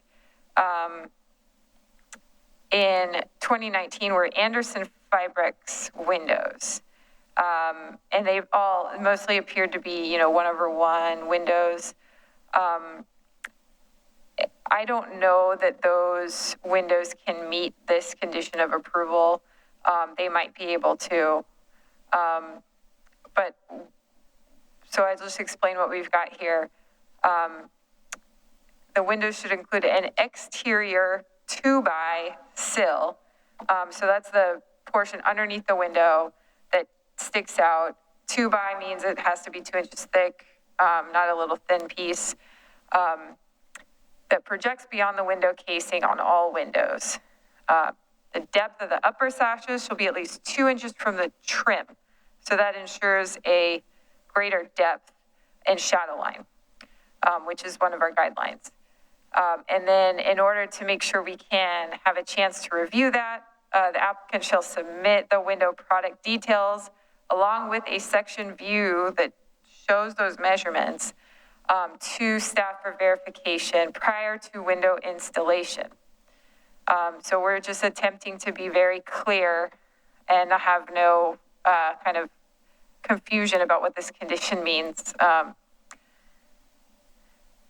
24, last condition, this is just regarding the landscaping.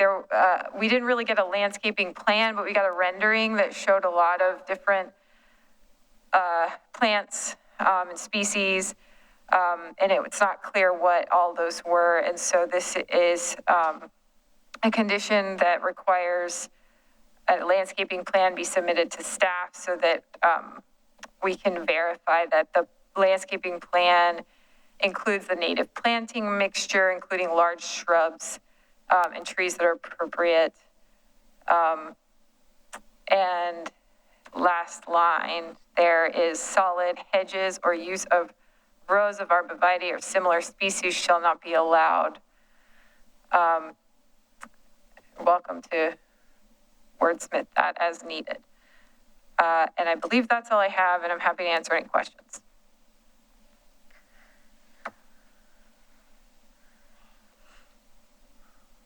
Okay, thank you, Ms. Reed.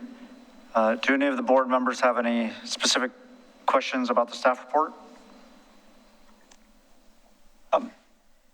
Yes. I would like to be able to go through each of the conditions of approval and just kind of like, as we go into an approval process, to kind of go through them and just talk them out each one at a time, if that would be possible.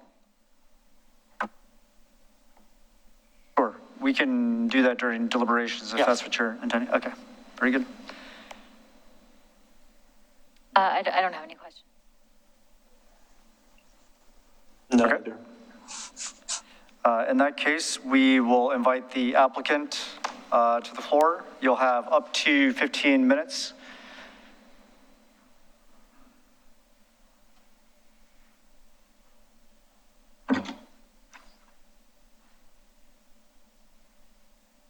Hello, my name is Tim Ahouse. I live in Westland, Oregon. My wife Tara and I own the property at 306 4th Avenue. And apparently the fourth sucker to buy this property. So here we are. There wasn't a whole lot that you guys gave me last month to change or to redo. So we addressed the massing by putting the side porch onto the house. Now it sounds like it's adding to the mass. So I need to have that verified and clarified, please, so what to do. Mr. Edgar asked to move the rear porch over to the opposite side, which would be the south side of the lot. We did that. And then we added in just a rendering, but it is stairways that are going up from 4th Avenue to our home. So those are the things that we were asked to do, and we had the architect and the renderers redo those things. The main thing was the grading plan. So that wasn't finished last time we met. I wanted to make sure that you guys were going to be okay with the direction and the rotation of our home facing Ganong versus 4th. So I have asked our civil engineer to redo and give me a grading plan, which he has done. He actually said this was the most difficult plan he has done in a historic district. So he said the constraints of the topography, meeting the geological hazard of 40% grading or less, meeting the total height of retaining walls to 15 foot or less, and meeting the HRB's requirement of 5 foot retaining walls or less was extremely difficult to do a grading plan for this. With that being said, and some of the things that Kelly had noted in her summary, is that I think this is as good as it's going to get. The retaining walls are all 5 feet tall. They're under 15 feet. They go into the right-of-way. If the city has something to argue with that during a later process, I don't know what can be done. This is kind of what he has given me. The driveway itself and the landing pad, our civil engineer was extremely concerned about it because he doesn't think there's actually going to be much wiggle room to pull the car up, park, and then pull out and reverse and go back down. So that's about as tight as it can be. The stairs going up on the side of the house, they are going to be 4 feet or less. And that's the only way that we can actually get to the front of our home is on the side. So a lot of these things we have tried to redo with guidance from you guys about the home and the design. And the grading plan from our civil engineer was just it was very frustrating for me dealing with the constraints and trying to convey that to him and him actually creating something that is usable for this lot. So Mr. Basinger said that Mr. Edgar has said this is an impossible lot to build on. I think it is possible, but only with these guidelines that we have done with our civil and with our architect. So.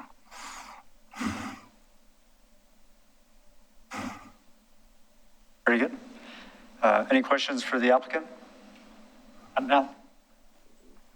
No. No. I guess I do have maybe just a couple of questions. Yes. The porch that we talked about in the last meeting, I think the intent there was to mitigate the entrance being turned away from the 4th Avenue right-of-way and make it sort of a hybrid, entrance there, or portion of the entrance that faces the 4th Avenue. I think Ms. Reed brought up some good points about, wraparound porches are a kind of a traditional historic element you might find in some districts, but not so much in the Kanema district. So we don't want to necessarily create a false sense of history there.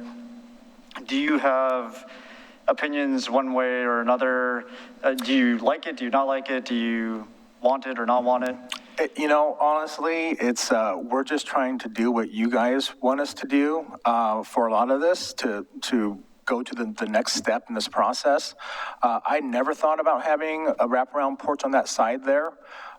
It is useful, however, because it faces north, which is kind of nice for like sitting on it, but it really is up to you guys. If you guys don't want it, we can have the architect remove it. It really is up to you. I think your initial point last month, though, was to break up the long wall or the mass of things, and it does do that, in my opinion. But it's really, I'm looking to you guys for that input. I would like to comment. The 46 feet of the wall there facing 4th Avenue is so significant, and I think we all were trying to figure out a way to mitigate it, yet at the same time,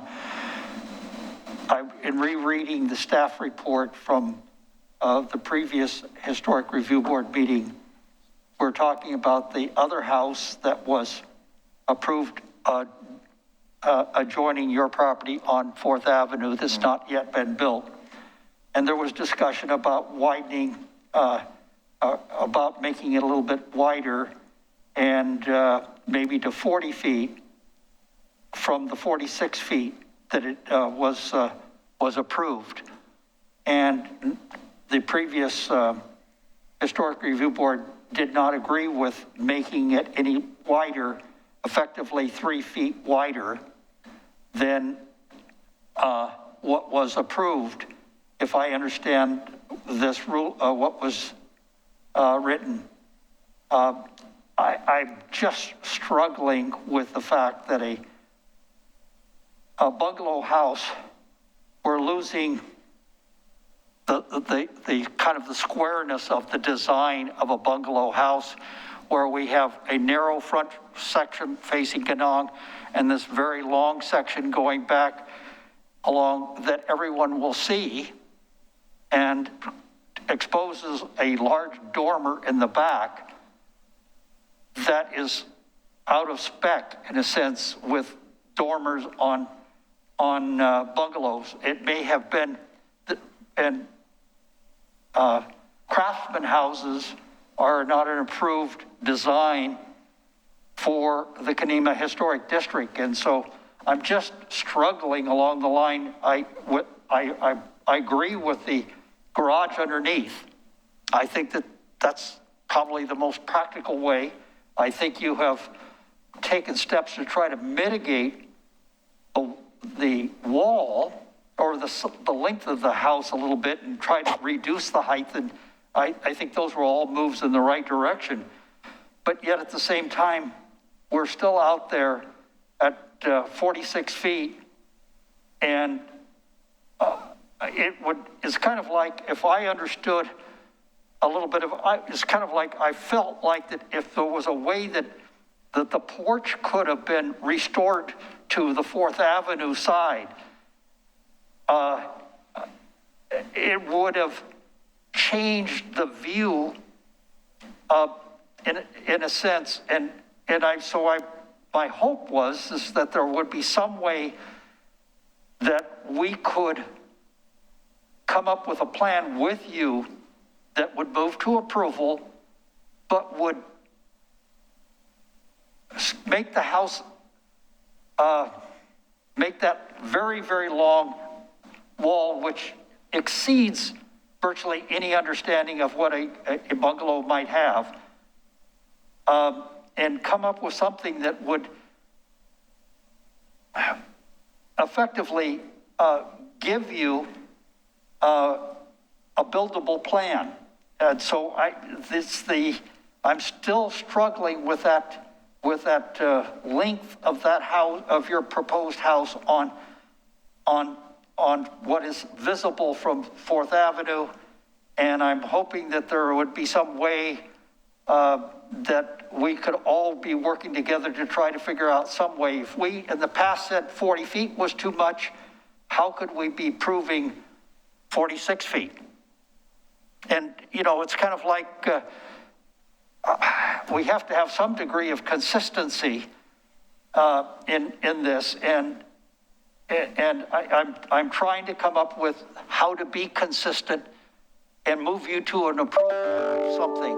So that's where the hope that I'm trying to achieve. If we could have had it facing forth like we originally planned, that would have been ideal. But as the topography of this shows, any kind of depth into that hillside just isn't going to work with the retaining walls or the grading plan. Getting under 40% is almost impossible to do for this lot. And apparently, you have said before in the past, it's impossible to build on it anyway. So I'm trying to figure out a way how to do this. Again, one of the possibilities would be to move it a little further in front, to the front or to Ganong Street if it was with, because there's quite a distance between where the rock wall is and your property line is and in the total distance. And I would not see a problem in moving it forward as a trade-off to some of what we're being forced to try to consider. I would hope, though, however, that we could come up with a better way of creating a walkway to your house that does not, maybe starts closer to where Ganong Street is, but where the rock wall is no longer existing, and try to figure a way to, rather than trying to breach it, because it was listed in our nomination document for approval of the Historic District of Kenema as significantly important. And so because of that significance that it's identified in the document, it makes it a little bit more difficult to breach it. And I'm in some other areas, are you, if all of the windows could be double hung, is that unreasonable? No, as long as they meet egress, I don't see there's any issues with it. I mean, if that is something that the HRB wants to see, then yeah, we can change that. Because historically, bungalows of this have had double hung windows, not others. I guess at this time I would like to, I'll end my comments. And can I just say one thing? I mean, I know that this is a frustrating process. I mean, not only for us, but for the board as well. I don't like coming back all the time. I'm sure you guys don't want to see me back all the time. But the difficulty of this is getting input, a little bit of input every time I come in, and then changing and updating things and adding cost to the design, adding cost to the civil engineering, adding cost to multiple different things, coming back, changing things again, having a little bit more input, a little bit more suggestions, going back, getting those fixed, coming back again. And the process just rolls and rolls and rolls. And it's frustrating and it's laborious and it's costly from our standpoint. Not that it matters necessarily for this hearing, but it is difficult to come back each time with more suggestions and more suggestions and more suggestions. And I feel like it becomes death by a thousand cuts. And not to complain or anything. It's just, it's a very long process to do this. And there was 3 things that you wanted to see from the last meeting. We incorporated those the best we could, got the grading plan to hopefully what will meet HRB guidelines, and hopefully will pass the city geological hazard code. But we're trying to do the things that you guys want us to do. We definitely want to be part of this community. We think we have a good-looking house that matches the community and the historic values that it brings. And we're just trying to move forward because if this process showed me anything, I'm sure we'll be stuck with geological hazards for another 2 years. So that's the only input that I would like to put on record. Very good, appreciate that. Unless there's any other board questions right now, I guess we can go ahead and move forward to the other public comments, and then if we have anything additional to ask for you, we can catch you on the rebuttal. Okay, fair enough. Thank you.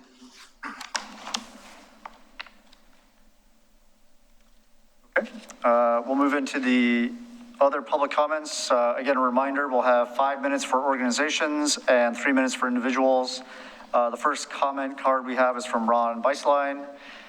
State your name and place of residence, please.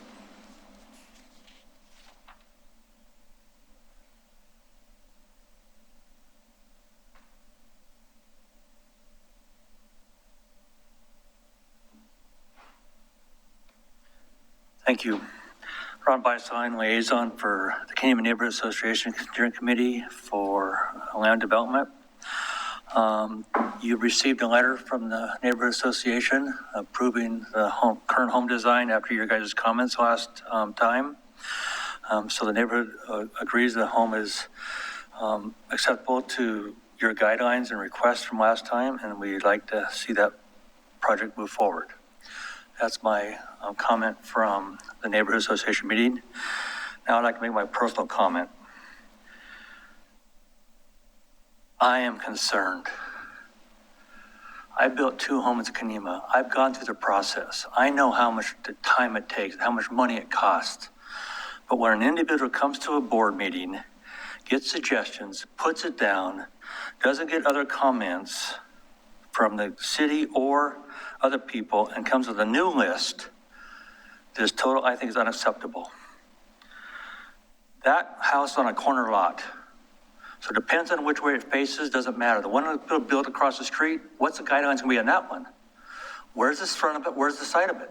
It's on a corner lot, just like this one is. That's one issue. The garage is already discussed. It was already approved. No discussion was on that. Retaining walls, they meet the guidelines. They've already been discussed. Grading is not an HRB discussion. It is a civil engineer discussion and a geotech discussion with the neighborhood. HRB should not be talking about anything that has to do with geotech. That's a whole nother nightmare he's going to deal with, which he already has started, which is good for him. There was no approved stair access to the street in the previous home approved. Now they're requiring it? I don't understand. The last previous home approved in the neighborhood, it does not have stairways to them. Why does he have to have this now? Windows were approved in the previous submission of the previous home. Now he needs new windows again. I am concerned that we cannot stay on a course that is consistent week to week, month to month, homeowner to homeowner, year after year in the board. I am concerned. And the neighborhood committee should be as concerned. We get more stuff added to the list that keeps getting bigger and bigger. There's too much oversight in this. The guidelines are there, they were approved, must move on. Thank you.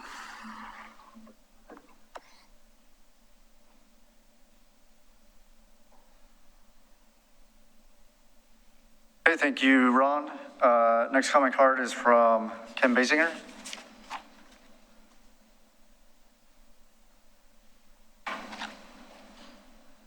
Ken Basinger, Oregon City, Chair of the Kenema Neighborhood Association. And Ron said most of what I was going to say and said it probably better than I could. I just want to underscore what he said, and also to say that the Neighborhood Association did vote unanimously to support the design, including the size, proportion, and layout of the home, feeling that it will be a positive addition to Kenema and that it'll enhance the appearance and even the value of the neighborhood. Thank you. Thank you, Mr. Basinger. Next comment card is from Linda Basinger.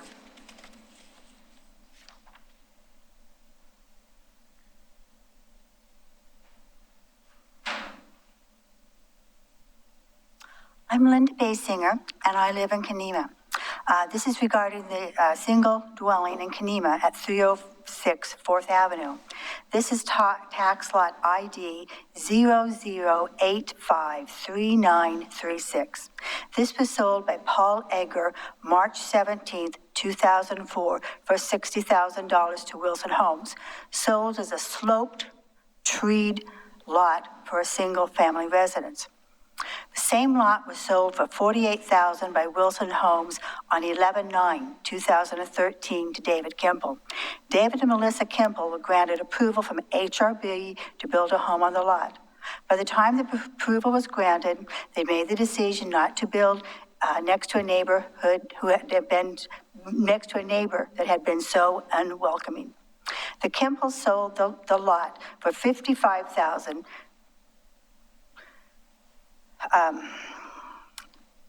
July 29th, 2016 to John Ayers. John Ayers was given HR approval using the same plans the Kimples had used. John Ayers wished a two-car garage. He went through the HRB process again. A two-car garage plan was granted and approval by the HRB. During this process, Paul Egger came up with his famous 2x4 tape measure process and declared the lot too steep to build. Paul was opposed to anyone building on that lot below his home.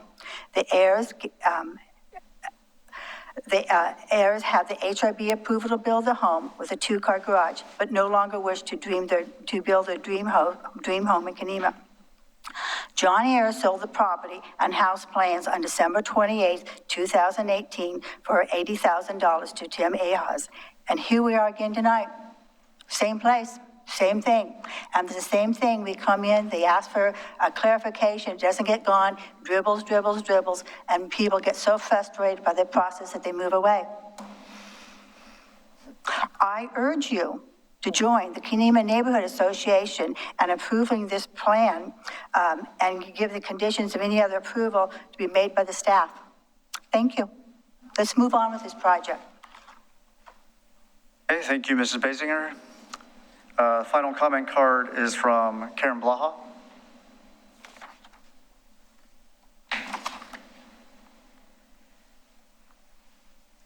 Karen Blaha, Kenema. I will be brief. I associate myself once again with the remarks of others, primarily Mr. Beislein and the Basingers. I believe that this body is tending to overreach and make all things perfect. Can't do it.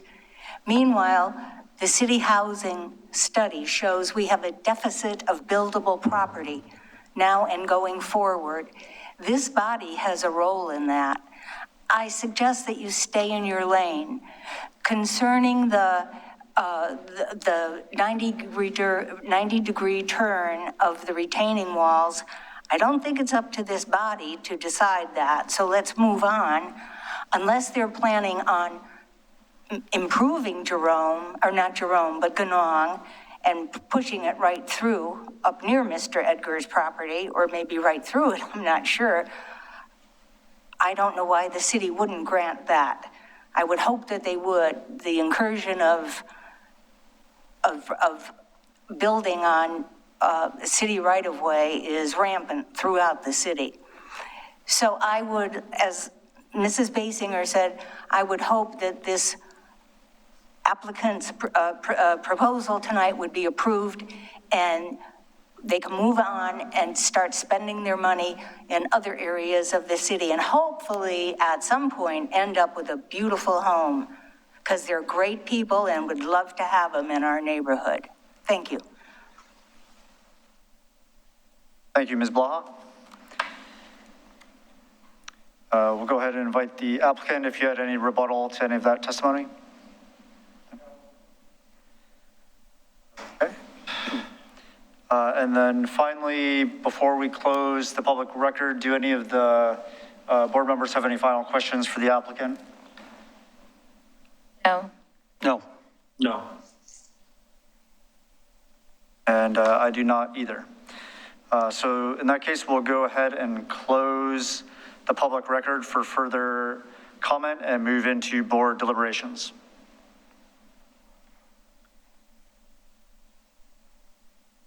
We'll go ahead and start with Board Member Stobie. Do you have any initial comments or thoughts? Nothing on the, no initial thoughts or comments. Board Member Ferry?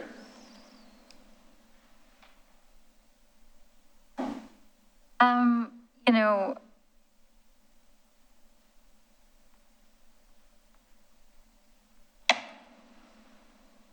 I kind of agree with all the conditions that Kelly's listed out. I really liked the idea of the wraparound porch because it gave sort of a presence to that side, the side of the house to the street. I guess I hadn't thought about it as something that you would look up on, and it is possible you would see the underside of that porch more than you would see sort of the breaking up of the side. So I'm sort of mixed on whether or not, you know, it's a good decision. I think that, you know, the bungalow is actually pretty well proportioned for the side versus the front. I don't see a reason to sort of change the massing. I like that the back porch has been moved farther from the road.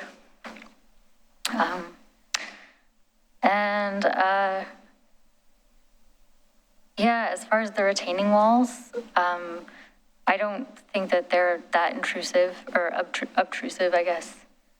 Yeah,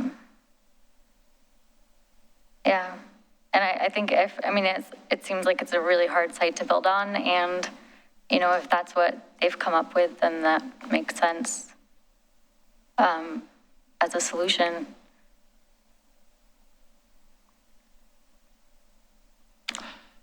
Oh, thank you. I would like to kind of go through the conditions of approval that the Kelly spelled out so that we could kind of look at them one by one. Why don't we, maybe if you have any, you know, general thoughts first, and then we'll. General thoughts, okay, I will do that. But I think that having something that is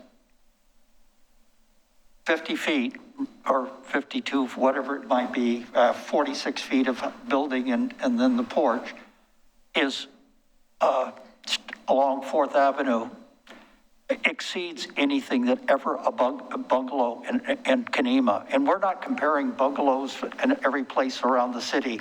We're talking about contributing bungalows within the National Historic Register District. And so it is, in its bulk, it exceeds of the figures when the other considerations were made that 40 feet was too wide. And they said, no, we can't move you up to 40 feet from 37. I just look at this and say the width is just too much. And I would love to see it squared up a little bit. I hate to put the builder and the developer into a position of trying to respond to a moving goalpost. I don't like that either. I think it's wrong. I am very concerned also that the city commission in a previous ruling said that they wanted to replace, asked to have this other builder replace the windows because the windows were not double hung. And they then said, the city commission said for Kenema, the windows should be double hung. And I thought, oh, okay, if that's what the city commission said and asked to have happen, maybe that's something we should be listening to. I'm not as concerned with the retaining walls. I think that I'm not concerned with the retaining walls. I think that what the retaining walls, I agree, that's a position of the the city engineer, and as long as they're 5 feet and they're spaced out correctly, I'm okay with those. The biggest problem to me is the overall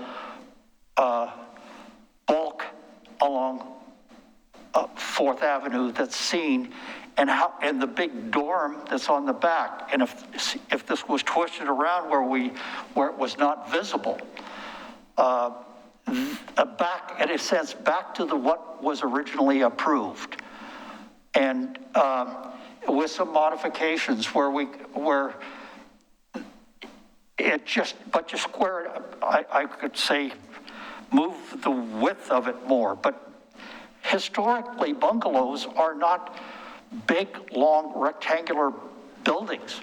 It's just not what has ever been happening, and for us to approve something, a bungalow in that manner, I think we are stepping off into another world where we're not really staying within the guidelines of that we compare this to, and therefore we're comparing it to Kenema bungalows, and it's disproportionately out of balance with a Kenema bungalow, and therefore it detracts the design. Now, what they did before in the previous meetings, approval process, that's one thing. And I have no control over, maybe some others do, but all I'm saying is that the windows should comply with standards that we have. The width and designs should be somewhat more compatible. And as far as the garage underneath, fine. Some of the landscaping, that's another world that we're not really that much involved with. But trying to mitigate that huge front face, and the front face is not facing Ganong, it's the one that's facing 4th Avenue. And that width is more than, it makes a bungalow not design compatible with Kenema and what we have ever had. So it's all of a sudden we've moved past any type of understanding we've ever had on what a bungalow looks like. And that concerns me.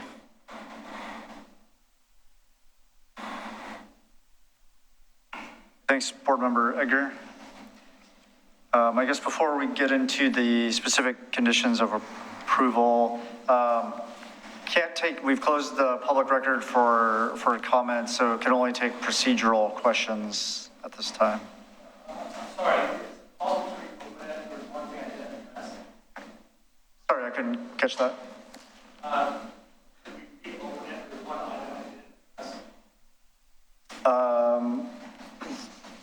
We can. If we do that, we have to reopen it for any additional public comments as well. So I guess if you feel that it's important for us to make a decision, then we'll go ahead and do it. If not, then not. So. Yes. Okay. Then yeah, go ahead and come up.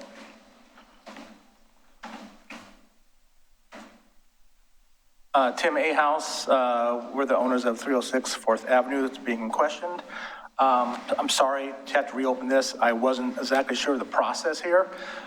Reason being, Kelly has mentioned a couple things in her staff report, but you guys have never brought it up. So my thought was if you didn't bring it up or make that as a item that I have to address, then I didn't know we had to do everything else. So the only thing is in Kelly's staff report, she talks about the lower portion of the house being 5 feet above grade or smaller due to the topography of the lot and the grading plan. The topography is not flat, so the corners are going to be lower exposure from the rest. So it's going to be 8 foot in the corners, the lower portion of the house, and it's going to be about 5 in the middle. So Kelly's stipulation says on 19, a maximum of 5 feet of exposed ground floor wall is permitted along 4th Avenue frontage. It's not going to be 5 feet, it's going to be 8,765, 765, because of the topography of the lot. I do have a picture of my wife I took standing on the corners of where the house will be, and she's 5'7", she's holding a stick that's 4 feet tall with her arm, and on the northeast corner, well, it's going to be approximately 8 feet, you can only see basically her shoulders and her head. So you won't be able to see much of that lower portion of that garage basement from the street level. That's why I wanted to say and get out. Does that make sense? Maybe. Nope. So to clarify, so it sounded like you won't quite be able to meet that condition of approval? Yeah, I didn't want to set up myself for failure because after he redid the grading plan and the topography, the natural topography of the lot isn't flat. So it's not going to be just 5 feet or under that level. So it's going to be 8 foot in the corner, probably 5 feet in the middle, and then 8 feet in the rear corner of the house again. But I did take those pictures showing that because of that line of sight and that distance and that steep incline from the street up to the billable lot, that line of sight, you won't be able to see much of that lower portion of the garage anyway.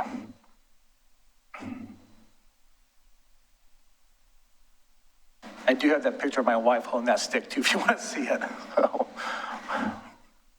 I think you've described it adequately.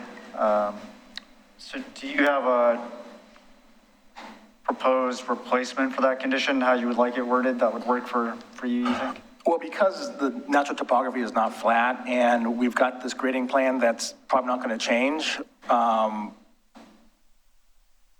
I guess I would like it stricken, I guess. I guess that would be the best thing for it, because that's the only thing we can do with it.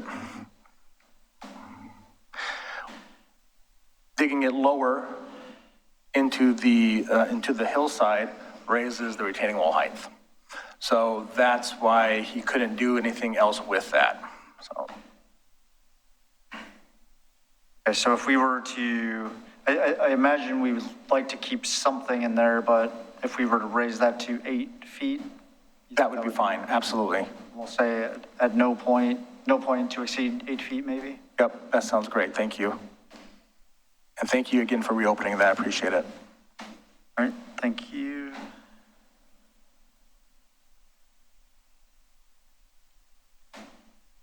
Then we'll also invite anyone else that has any additional public comments on that topic to raise their hand and come forward.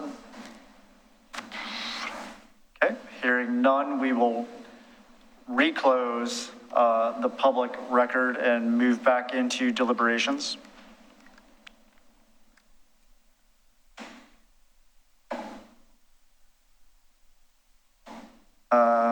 So I think we went around for general comments. I just had a few things to add before we maybe walk through the conditions of approval, just to address some of the applicant's comments and the public comments that we received. I do appreciate the, death by 1,000 cuts sort of continual changes and moving and zone. I'd also note, just for everyone that commented, that, it's also difficult for us when we have design guidelines, and I'll use the garage doors as an example here, that attached garages are not allowed per the design guidelines in the Kenema National District. We allowed it in the original application with mitigating factors that would allow us to kind of bend that rule a little bit. And one of those specifically is that the garage was not on the primary front facade of the house. Then with the modified application, the garage is moved onto the front facade of the house, which sort of, undoes the mitigating factors that we used to approve that initially. And so it's not necessarily, it's difficult for us too to kind of revisit those justifications that we used to approve the initial application and do that. So it's certainly not our intention to move the goalposts or sort of change things that we've already decided, but sometimes the scale or the scope of the modifications to the application, sort of force us to look back at some of that.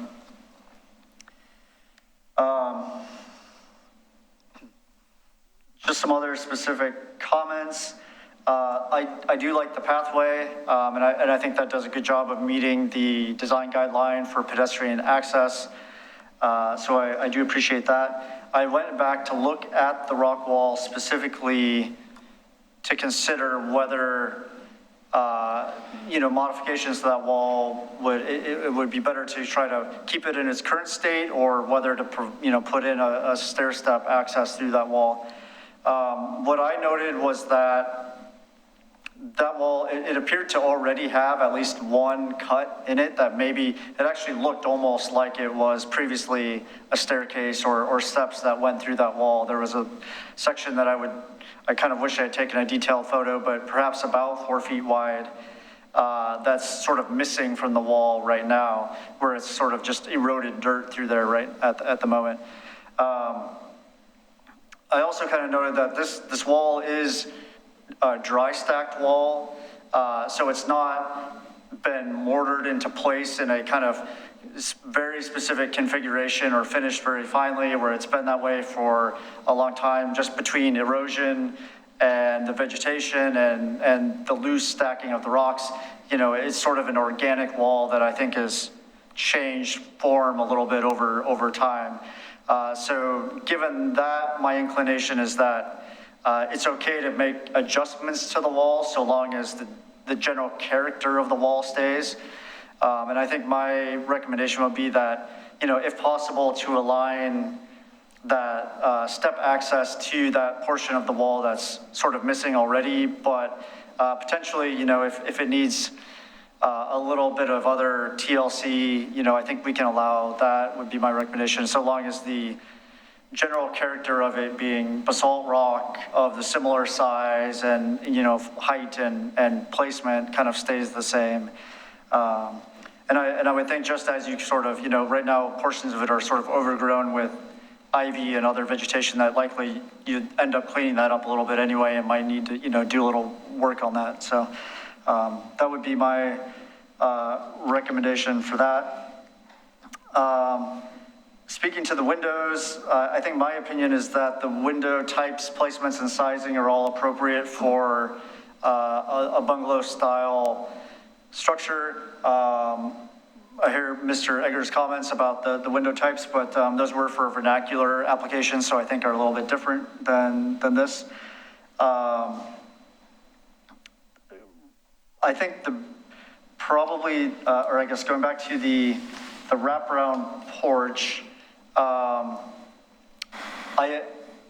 the intent in the design guidelines, in my opinion, was to avoid there's sort of that traditional farmhouse with big covered wraparound porches, which is a historical element that maybe we wouldn't want in Kenema. I don't think this echoes that too much. I sort of like the intent of breaking up that facade because it is the longest stretch of the house. So I'm kind of torn, just like Board Member Ferry, where I see positive aspects to it and some potential negatives too. My inclination, I guess, would be to sort of leave that to the discretion of the applicant, whether they want to keep it or remove it.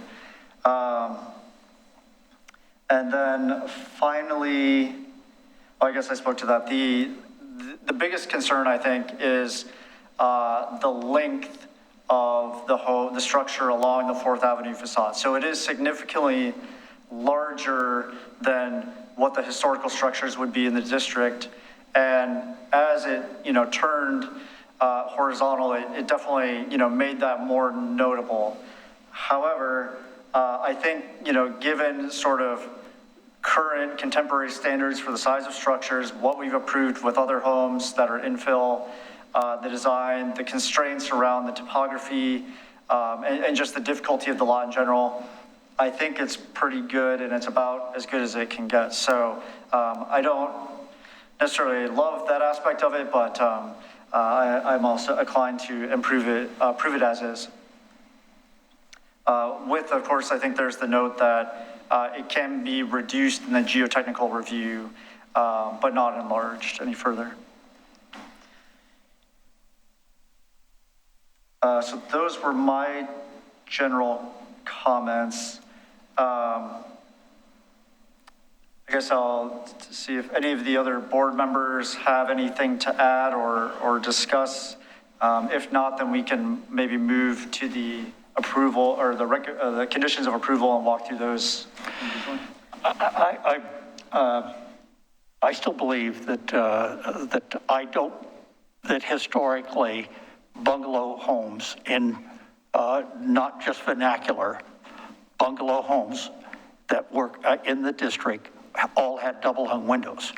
And so I believe that's an important issue.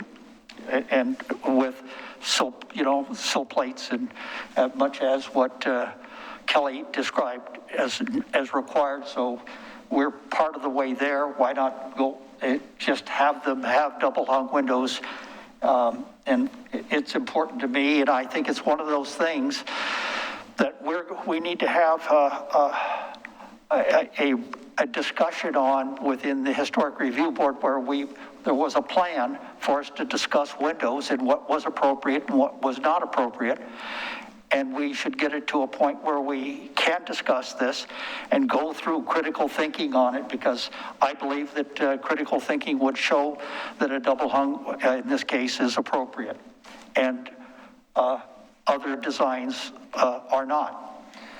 As far as the width is concerned, this is, to me, is almost like a deal breaker. I also agreed that trying to mitigate it with a little side area there was a way to try to reduce the impact of the overall width of the house. And to me, it's a deal breaker because it really alters what we have historically done or considered ever.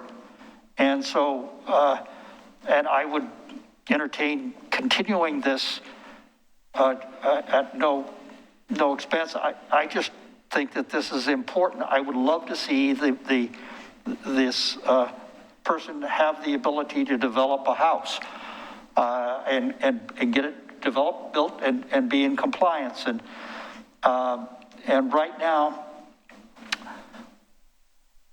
we're creating a detracting structure that's going to be highly visible for so many people because they come right up Ganong Street as an access point to coming in for most of the development going towards the children's park. And therefore, having something, it violates the section of our code on bulk.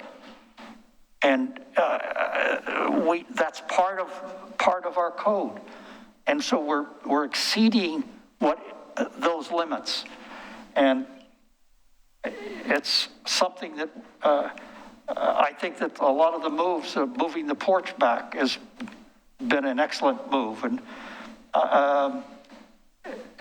to me, it just seems like if the house was rotated back to what was originally approved, and where the back dorm does not stick out like it does, but maybe the width of the house, it was squared up some. That's would eliminate a great deal of the problem and make it look like or comparable or not detracting from other bungalow houses. And that would be a move in the right direction. But right now, I'm struggling to try to come up with reasons to justify a vote of approval.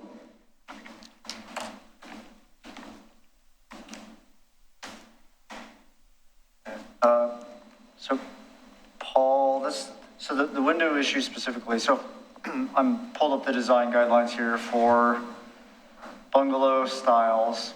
And specifically, it's double hung 1/1, large fixed windows flanked by two smaller double hung windows, Windows at dormers are smaller, often grouped. Fixed or casement style were smaller. Do you have a specific window on the application that you? The front windows are casement windows, yes. Those are fine, but where we're getting into is like the bedroom windows or the other windows around the structure, which are normally windows that opened for air movement in a bungalow. And, you know, I don't remember seeing many houses around Kenema historically. And we were in and out of this area because we bought the house in '95, our house. And we didn't have the ability to move in because Grandma had life tenancy in it. But we were in and out all the time, and my wife was in and out all the time, and so we as a family. And all I can say is that the bulk of this house and the types of windows is just, it's like we're 1,000 cuts to the integrity of the historic district and the guidelines, and I'm concerned about losing integrity. And this is an example to me of losing the potential of losing integrity, and yet I want to see a house built, and I'm trying to figure out those things that could be done that could make it a non-detracting structure. That's the goal, and my honest opinion is that you can have front windows that are not that way, but but all of these windows around, if I start taking a look at all of the windows around the perimeter of the house, most of those windows should be double hung. Well, it looks like most of them are double hung. Am I wrong when I'm looking at these? My hope is that this is where we get into specifically spelling out what is and is not, and try to just be responsible. That's my hope. Well, it looks to me like most of them are double hung, and then the ones on the very back dormer are the ones that Kelly specified should be double hung, right, in one of her conditions of approval. So. Yeah, I'm with you on that. I just want to clarify that double hung windows have an operable box set along the box that, and the condition of approval, the recommended condition of approval for the windows of the dormer are windows that are 1/1, not necessarily operable that way. There's a difference. Oh, I'm sorry. Thank you. So there are single hung windows, right, that have 1/1, square over 1 square.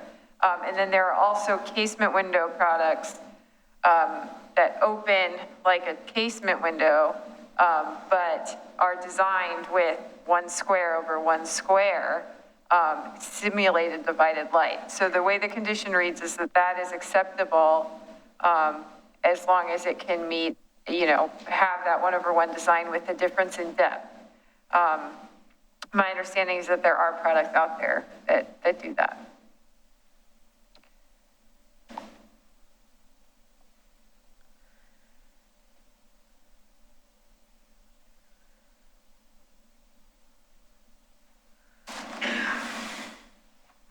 Thanks, Kelly. So I think the impression I'm getting is that the majority of the board is in favor of moving on to this conditions of approval. Any objections or comments on that? No, let's move forward. Okay. So in that case, I think maybe, Ms. Reed, if we could pull up the conditions of approval and just walk through them each briefly and make sure that have consensus on them, and then we can hopefully move to a motion. Happy to do that. Thanks. Okay, let's go back. Condition 1, minimize grading, comply with any applicable standards in geologic hazard overlay chapter. We are eliminating number 2 because the front porch is no longer on facing 4th. This is that was based on the house plan facing 4th Avenue. Number 3, if composite decking is approved, applicant shall use boards that meet the match color of the house or trim. I believe that the applicant indicated in 2019 that might be a product they want to use, and the board was okay with that. So that would not change. 4, 5, and 6 were also based on the previous design and the stairs. And it talks about retaining walls. I think we don't want to, I think we know, we have more certainty about what retaining walls are required, and we don't want to allow more retaining walls than the 3 that are proposed. So I would scratch those 3 conditions. Number 7, proposed retaining walls shall not exceed 5 feet in height. I think the applicant already meets that, so the board could, if you wanted to, we could also eliminate that condition, knowing that the proposed walls are 5, 5, and 4. And if you were to approve that, then that would be what we'd go with. I think if you kept this condition, then that would indicate that all 3 of those walls could be 5 feet if necessary, which might be fine too. I think I'm inclined to keep it. Yes. Okay. I'm glad to keep it too. Okay. These conditions are kind of about the final finishes on the house. Incised lumber, pressure treated wood, not be used on any visible surfaces. Window sash be the darkest color of 3-color paint scheme. Use simple bungalow styled exterior lighting. Shakes and shingles are straight across, not jagged. I think there are some proposed on the front facade of the house. Windows in the garage door acceptable but not required. Slider windows are not permitted. I think that refers to the patio doors on the back, that those would have to be French doors, and then also that no slider windows are permitted. 14 is for tree mitigation. I'm recommending that the 4 be increased to 6. 15, landscaping to shield the massing under the porch and on side elevations, maximum 10 shrubs with minimum mature height of 5 feet. Final number and location selected by staff after construction. So the way we do that is the house is built, Tim is finishing up the landscaping, and then we have a site visit where we look at it and decide where and what shrubs and how many are necessary, up to 10. 16, the rear door should be a single door, French door, or French style slider door. Okay, so that is separate from the slider window condition. Any discussion about those before I move on? Okay. Those are all good. And I guess, everyone's on board with increasing the 4 trees to 6? Say it again. On condition 4, was it 14? 16. 16. It was, the proposed change was to increase to 6 trees, I think. Is that right? Yeah. 14. Yeah, 14. Yes. I agree. Okay. Okay. Very good. Okay. So 17, if any lower portion of the porch stair can be handled by an at-grade concrete or stone rather than an elevated wood staircase, the applicant shall utilize concrete or stone. Applicant shall construct the minimum staircase width and landing area sizes to meet building code and no larger. I think that the applicant's revised plans kind of address this already and show a portion of the stair now is concrete. And so I think it doesn't hurt to keep this condition in there anyway.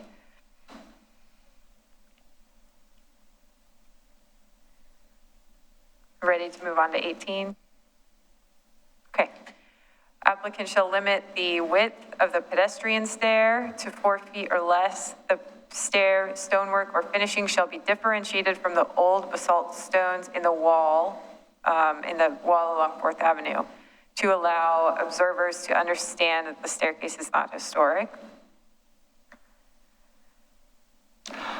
May I make a comment? The stones, according to the nomination document, were original stones from the ballast of ships. Okay. And as they've been identified, and any removal of those stones, they should try to be replaced within the wall. So if there's any disturbance to it, that we take all steps to retain those stones to be reused. Would the board like to add that to the condition? That's Yeah. reasonable that they be Okay. Yeah. replaced, yeah. So reuse the stones in the wall or somewhere in the Kenema district. So in that would allow maybe the applicant to donate them to the city or something if he can't utilize them. If they could be used in Kenema, Yeah. within that wall, Right. that's best. Right, so the city could put them in the park or something. Yeah, okay. I suspect that there's room in the wall for them. That's the Yeah, thing that- I think so They're too. not big, huge things. I need to Yeah. be removed, yeah.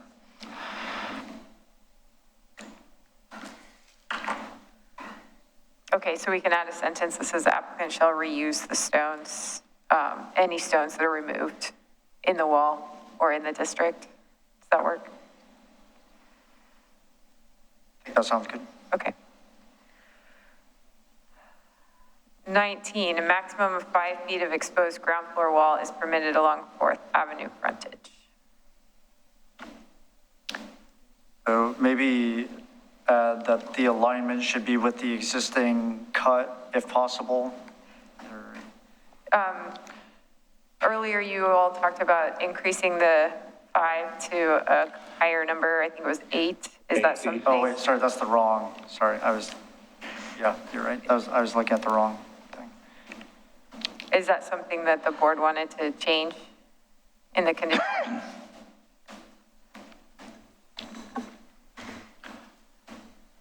I think, in my opinion, we could allow greater than 5. I don't think we want the average to be 8 across the whole,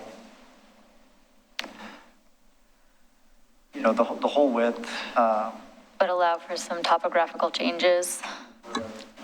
Up to 8 feet. I'm struggling with how to word that exactly so say there's some points that go, so that, I think maximum not to exceed 8. Without, This is, if you're going to try to mitigate this, the bulk of this building, you have to really try to, I think that the 5 feet of exposed ground floor wall is, if there was steps that went up into it or some way that we could break it up, but to let it to be 8 far exceeds what would be. I would rather level some of the soil out to stay at 5 feet than to permit 8. Do a little bit of landscaping there as a better alternative.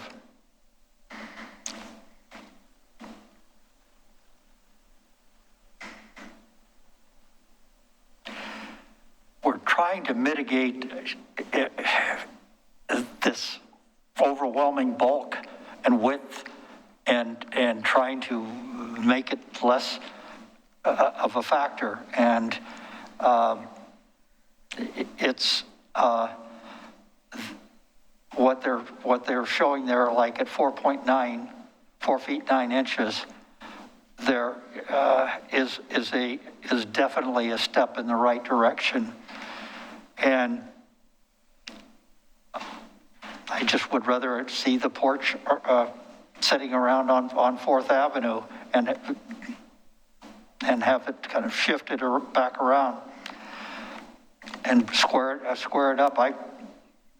the front width would be, that's facing Ganong, if it was put back, having it a little wider and eliminating this 56 feet as proposed, or 4 feet if the porch is 6 feet in width, front porch facing Ganong, it's still huge.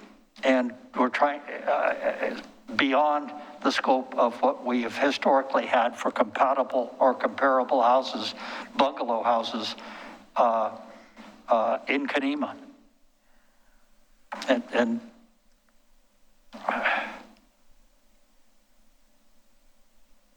let's separate see if we can separate the height from the length issue. Yeah. First, so, but again, grading would, with all of they have to dig out for, with all that they have to dig out for the basement or ground floor under the garage, having a little bit of grading there to maintain 4 feet 9 inches or less is not, to me, a difficult thing with all of the landscaping and everything else that needs to be done. I don't think that's as much of a problem, or should not be. I guess the way I interpret it, if that were possible, though, it still may not look very natural or organic. If it looks too contrived to try to meet that requirement, I think, in my opinion, we can allow some flexibility there to work with the terrain as it is. Well, on the right-hand side of the lot where the judge's house was, where the cutout is there, yeah, it's the lower spot in the grade of that parcel, and it's to the right-hand side of the property, and yeah, it's down, but this should not be a big factor. Just trying to mitigate it. I'm trying to come through with ideas or anything that could try to reduce the bulk. And I'm hoping that other people see that if we can find a way to reduce bulk, then you diffuse the other problems. And so I just think that again, I'm trying to figure out ways. And so 4.9 feet to me is a step in the right direction. Going to 8 feet is not. And so I'm hoping that we could maintain the maximum of 5 feet of exposed ground floor wall along 4th Avenue. I think that's a reasonable statement, but and making it any worse than it is not in the right direction.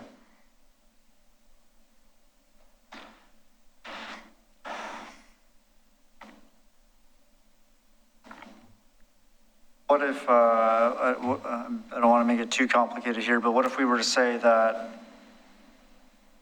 2/3 or 3/4 of the wall, height should not exceed 5 feet, up to 1/4 or something, or 1/3 should not exceed 8 feet or something like that, so that the corners or whatever can have a little bit of flexibility. Well, I just don't think that we need to do that. This is something that's already been in here. Just try to keep it, we're trying to mitigate the overall height. And so again, this is, the 4.9 helps us achieve 31.9 feet as the maximum height.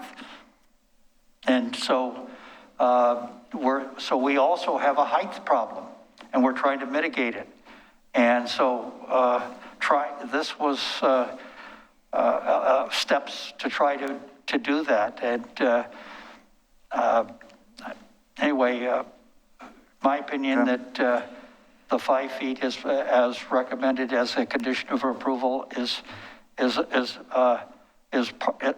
the right direction, and going 8 is not. Board Member Stobie, do you have any comments on how you might like to approach this condition? I'm with you, Grant. I just don't know. The 75%, 25% based on the topography is going to hinder or that progress. You know what I mean? Yeah. Board Member Ferry, thoughts? I think that we should allow up to 8 feet on the corners. I don't know about the percentages, just because it may not even out exactly. We're working with natural terrain. We're not working with a completely flat graded surface. So, I mean, I do understand Paul's concerns about the height. Hopefully in the middle where it hits that peak, it would be that lower 4 feet 9 inches, you know, or roughly around that area. But I think that there can be flexibility where there should be. Would you accept 6 feet? Well, I mean, I think so much of this is up to like the engineers and the people who are actually grading the site and who have done, you know, analysis on this project that's far outside of just the aesthetics of the structure.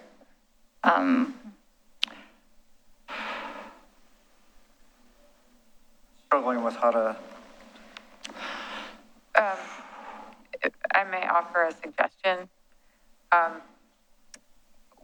If you want the middle to be 5 feet maximum and the corners, the edges, either end of the house to be up to 8 feet, perhaps the condition could read that the maximum exposed ground floor wall is 8 feet within a certain distance from the ends and then set a maximum for like the 10 or 20 feet of each. I guess it would be more like 10 or 15 of either end. And then for the middle section, kind of set a maximum for that.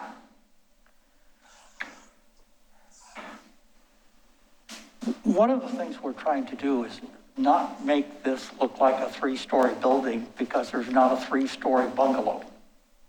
And this is where all of this bulk here is, and if I start exposing too much of the basement walls, now all of a sudden I make it into a 3-story bungalow. And again, this is where the desire is to try to minimize that view and minimize the perception of a 3-story, 4,300 square foot building, which in effect it's close to when you include the basement. So a bungalow in Kanema probably never exceeded 1,800 square feet. So all of a sudden we're into something where we're saying, okay, we've got a bungalow here that's 43, but we're going to try to camouflage it because we're putting the garage underneath, and we agreed to that, and we're trying to do some things to try to make it acceptable. And this is one of those things where I think that it's moving in the wrong direction, and I think it needs to be, stay as low as we can make it, and in profile, and achieve that 31 maximum height. And so we're trying to achieve the maximum height from what they see, and we're trying to mitigate, keep it from looking like a 3-story, 4,300 square foot building. And we need to try to squish it down some way, and 56 feet, again, if we get it down to literally to 50 feet, or which is 50 feet, or we get it down to, and we were struggling with having a 40-foot wide one, and previous bungalows were not approved to be 40 feet wide. So all of a sudden here we're moving in this direction, and I'm trying to figure out a way to keep going. I would love to see something that does not detract from Kenema and the integrity of the district and the buildings. If you look at it, the building designs and are important part of what is historically important, and why Kenema was nominated as a National Register Historic District. So I think we're dragging on a little bit on this item. What's your suggestion for how we word this? I would, at this point, I would stay with 5 feet.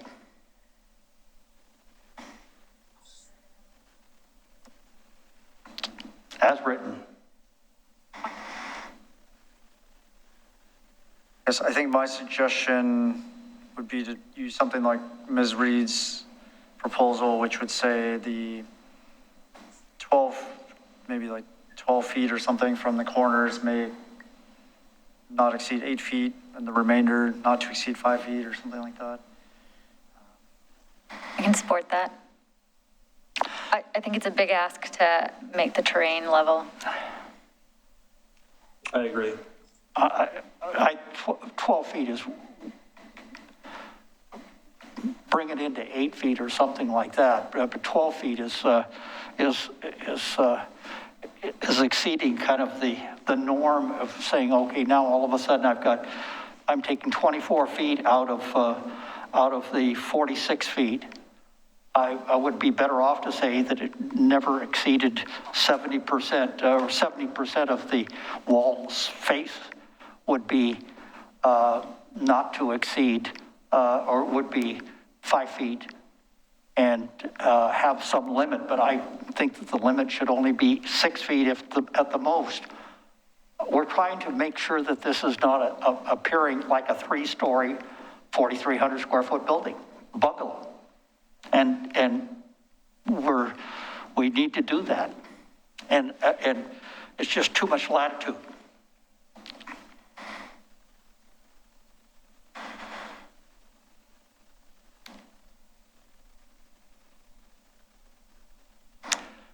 Ray, what do you think?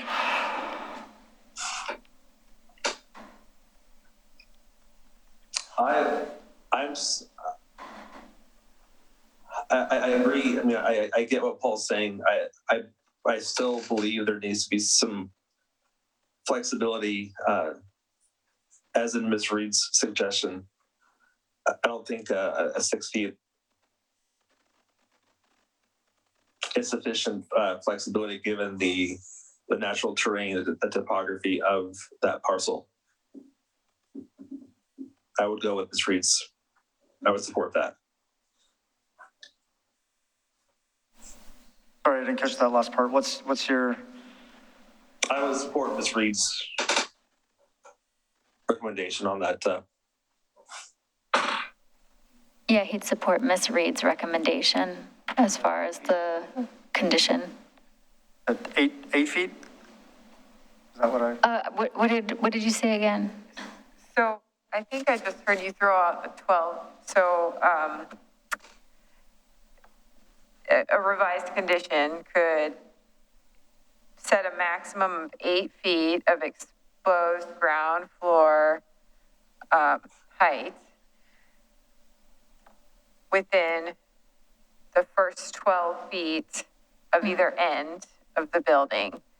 And then in the center, 32 feet, the remaining in the middle, the exposed ground floor not to exceed 5 feet. Now, depending on what the angle is and all that, I mean, that might be difficult to achieve. So you might want to change the number 12 to something else, or, you know, the 5 to something else. But, you know, I think that might be one approach. And can we give staff discretion to, like, say they get through geotech and they need to modify that a little, somewhat, can we specifically like defer that item to staff so that the applicant doesn't have to come back if it's? I think my brain first went to, you know, setting an average across, but then you kind of have to do some calculus to figure that out. So, I mean, we can probably figure it out. But if anyone has any ideas, it's 10 o'clock and my brain's not working very well. So,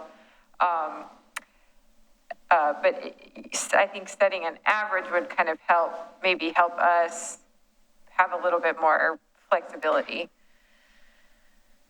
Somewhere between 5 and 8, right? If the average exposed is some number in between that.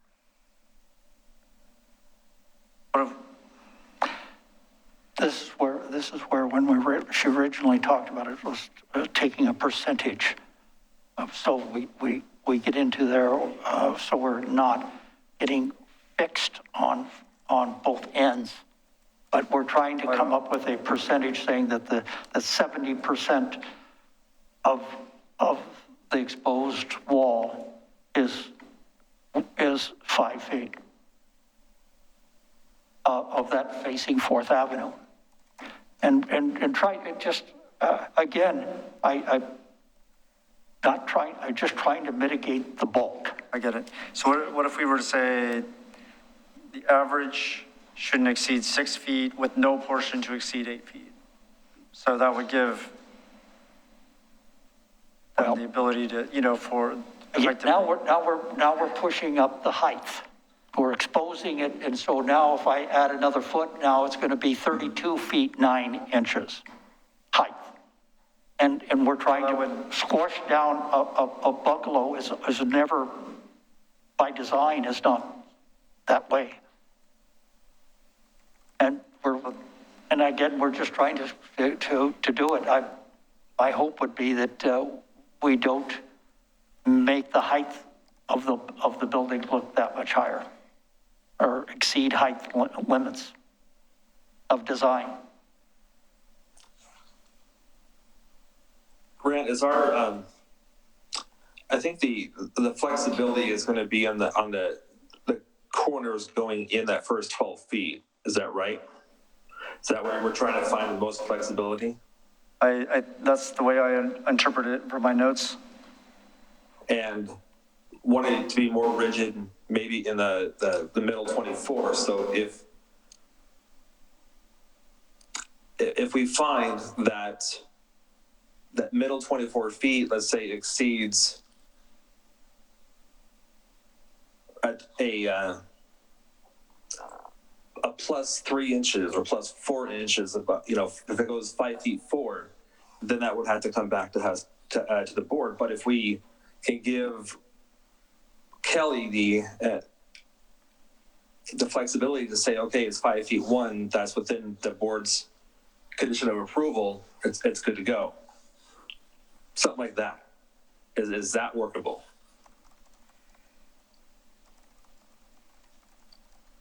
Yeah, I guess I would say I'm in support of if we do the 12 feet in from the corners thing, and then give staff the discretion to make, you know, adjustments after the final grading plan is complete or something like that. Mm-hmm. Does that make sense or no? I'm not sure I understand that. So 12 feet in from the ends. The exposure can be 8 feet or less. And then within the center, you want it to eventually somewhere get to 5 feet.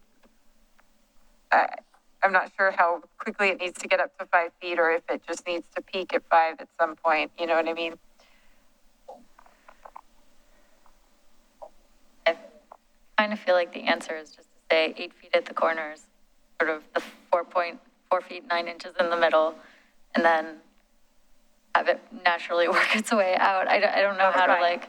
I mean, that could, I think it's good to have something that doesn't give a whole lot of uncertainty later on. So. Okay, I like Yeah. that. If we say 4 foot 9 inches under the peak, and then not to exceed 8 feet on the corners. Yeah. And then it can be natural between that.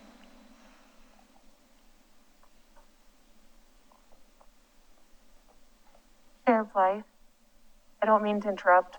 However, you guys need to vote to go past 10, 10:13 now. Mind taking a vote, please? Yeah, I guess we'll go ahead and take a vote to continue the meeting, or not to continue, but to go past 10. I approve. I can go past 10. Yes. And Ray, are you okay? Yes. And I am as well. Okay, so do we have that one recorded then? Are we good, or do you need any additional clarification? I think I have it. Okay. All right, if we could hop back to the list of conditions.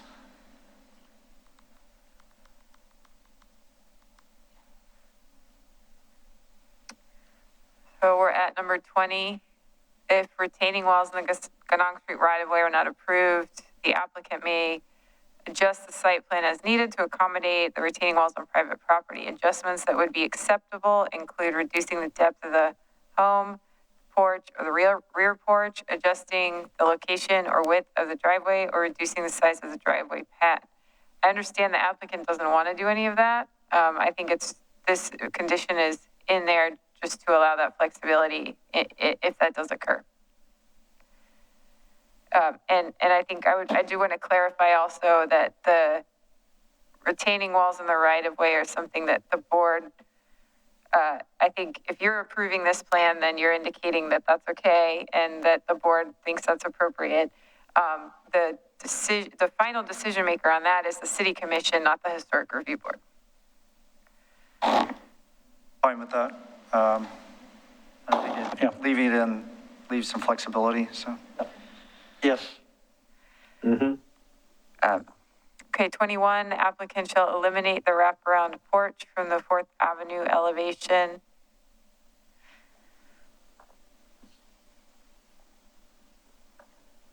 I'm okay to leave that up to the applicant. I would leave it up to the applicant. Okay. Yeah, I think I agree there. So we could change it to may at their discretion or something like that. Got it. Okay. Well, what if we just eliminate it then? Sorry? So what if we just eliminate the number 21? Eliminate? If we're leaving it to their discretion, that just means we can take it out and then still up to their discretion to do it or not to do it. Well, I think it's important so the applicant has to build what they've proposed in their drawings with the conditions. So okay. If they've proposed it, then they're kind of tied to it. So I think if we want to give them flexibility to not build it, then we need to indicate that in the condition. We'll change the wording to may remove the wraparound porch. Yeah. Okay, that's understood. Number 22, the applicant shall ensure that the windows on the rear dormer are 1/1 design with the depth difference between the top and bottom sash. Simulated divided light is acceptable if the depth difference can be achieved.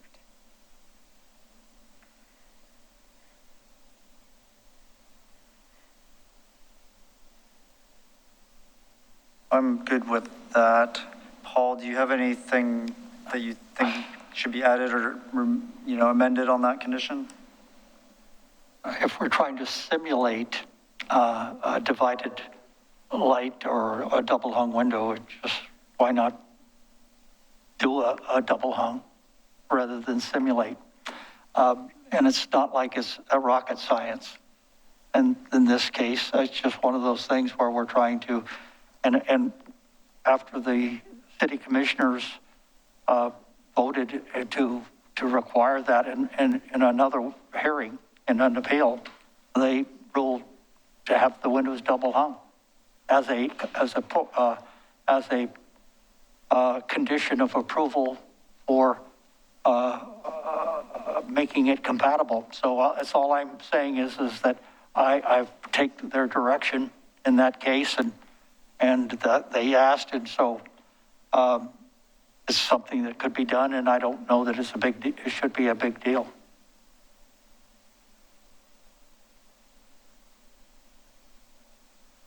I guess my opinion is that 1/1 is the important factor there for new construction, specifically for bungalow style, not for vernacular, for bungalows.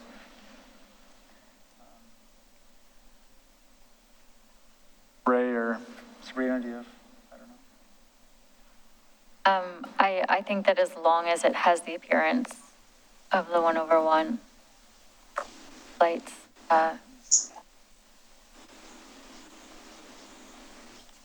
Yeah. That works for me. Okay, so I think we're leaving it as is. Okay.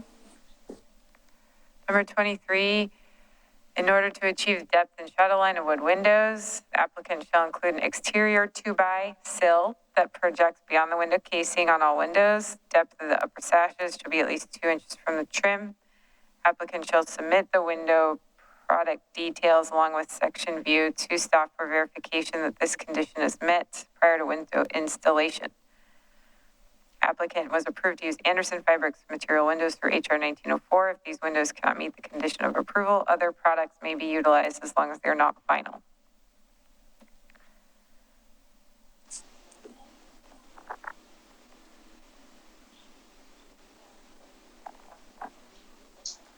With that? I'm okay with that. I'm good with that. Okay. 24, the applicant shall submit a final landscaping plan to staff prior to installation of landscaping. Staff shall verify the plan meets the guideline.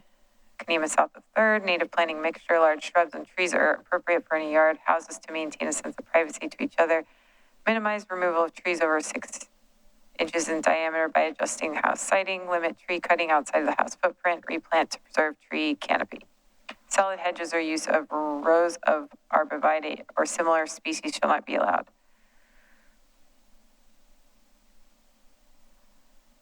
That's good also? Yep. Okay. Yep. No changes? No changes. Is that the last one? That was the last one, yes. All right, any final comments, or are we ready for a motion?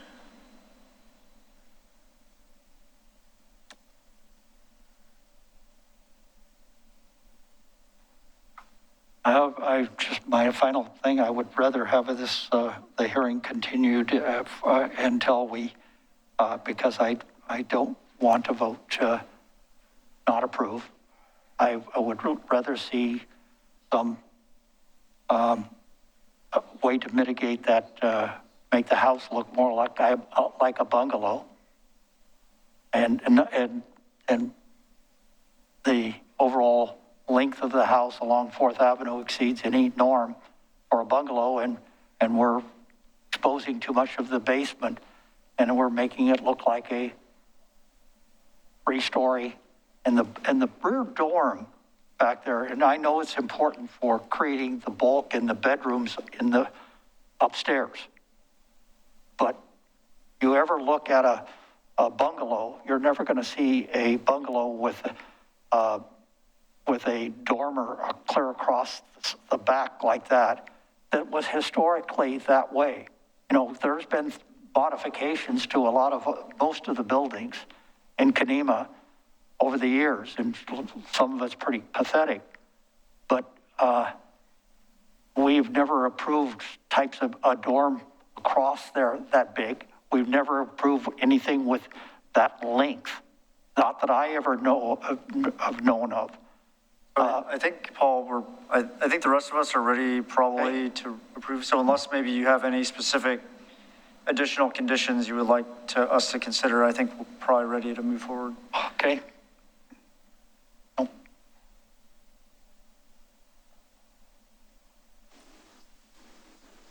Okay. I guess, do we have a motion then?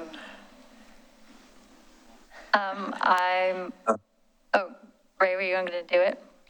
No, if you want to, go for it. I've never done it, so I'm not exactly sure what I'm supposed to say, but I make a motion that we approve, I don't have the number in front of me.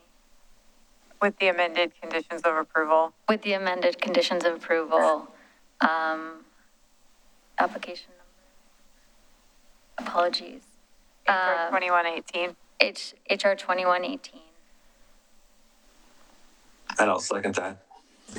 Okay, Board Member Edgar, No. Board Member Ferry, Aye. Board Member Stobie, Aye. Chair Blythe. Aye.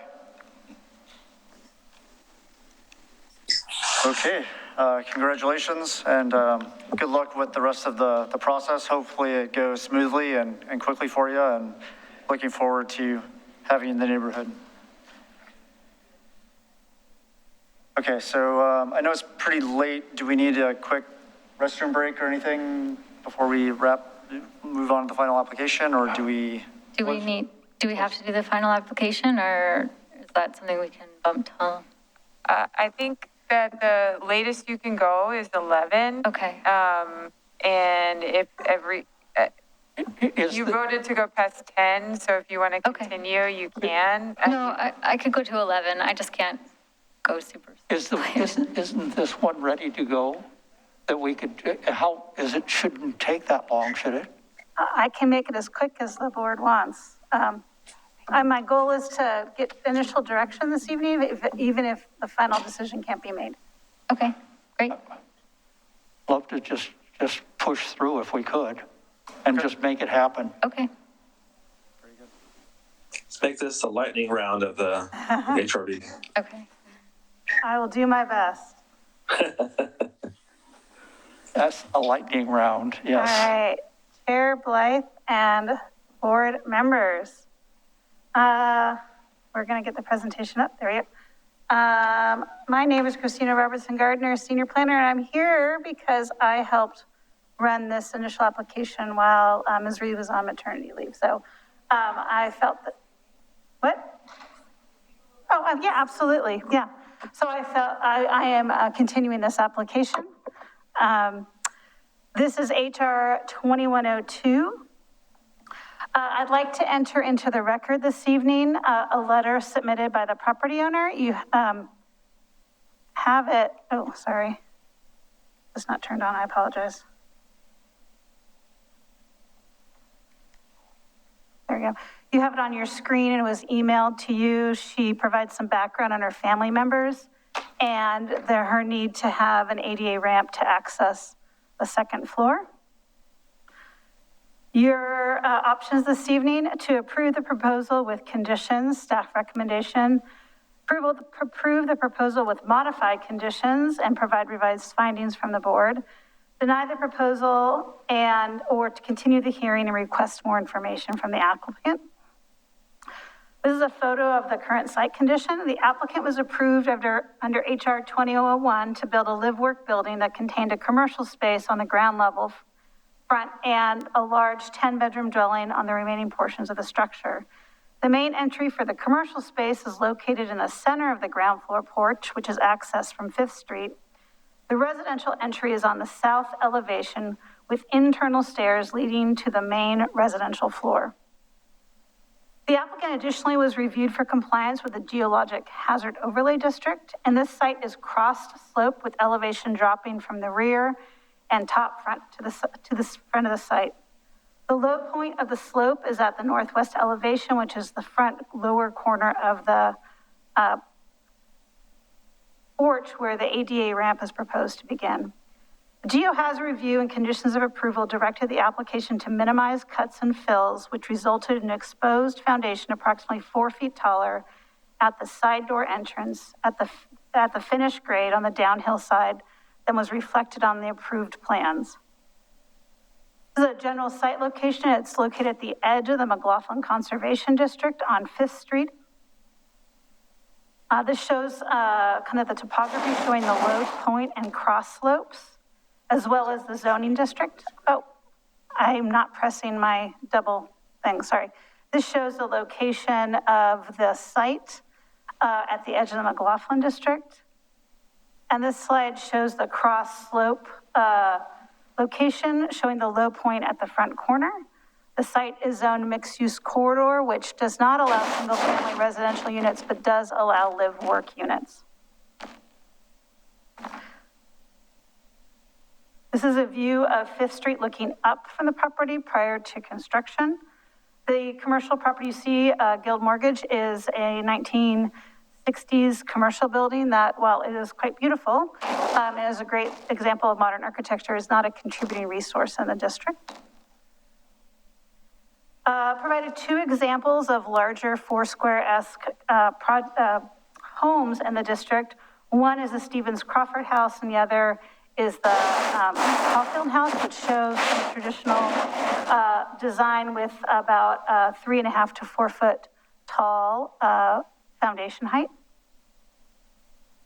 The Caulfield House to the right shows a side porch with about a 5-foot steps. It's kind of hard to see on this photo, but the Caulfield House on the right does have a traditional side porch, which actually I think has about 5 steps leading up to it. The applicant has a landscape plan where they, again, I'm really bad at my double clicking, sorry. The applicant has proposed a landscape plan showing the ADA ramp location. You'll see it where the arrow is, kind of going to the side and wrapped around to the rear. The applicant has proposed a side yard mitigation of Japanese yew, sweet box, and fairy bush camellias. The ADA setbacks to the property line look to be about 2.5 to 3 feet. The applicant originally planned to access the side elevation door with an at-grade side entrance and a retaining wall to the rear. With the revised elevation level, the applicant proposed to utilize an ADA ramp to access the side and rear entrance. The ADA ramp is designed with lap siding to match the house, with railings attached on the inside to minimize the massing of the ramp and reduce the visual appearance of the ramp as a separate building element. This shows the ADA ramp on the side, which is the bottom elevation, and the rear, which is the top elevation on your screen.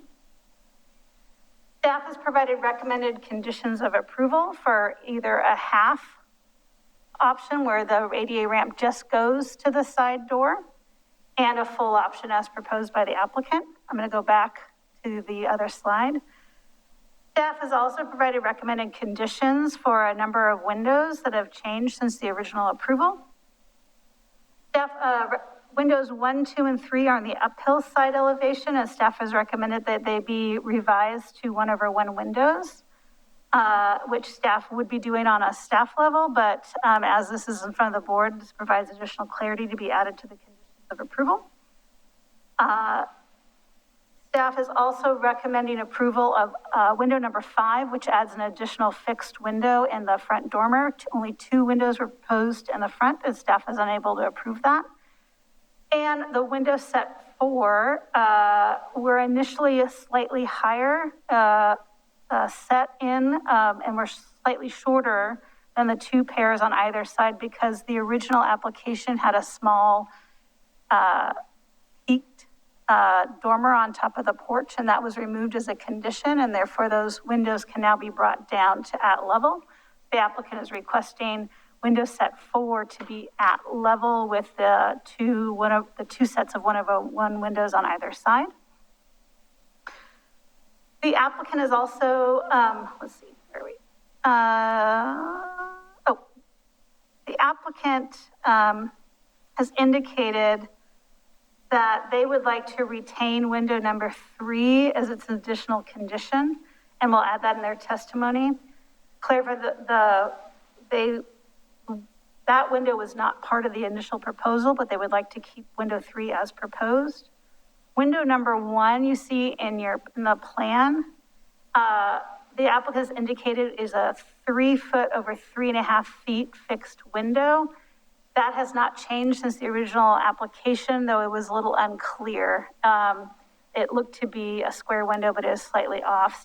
Applicant is requesting to retain it as originally approved. Let's see. The applicant has also indicated that they will be proposing an additional window this evening on the downhill ADA side elevation in the internal stairway location, and we'll discuss this more in their testimony. I have shown the general location of that proposed window as the star, which is just to the left of the side door. These are the original approved plans from HR 2001. You can see on the top right is the at-grade access to the side door, which today is not possible, and therefore the applicant is requesting this ADA access.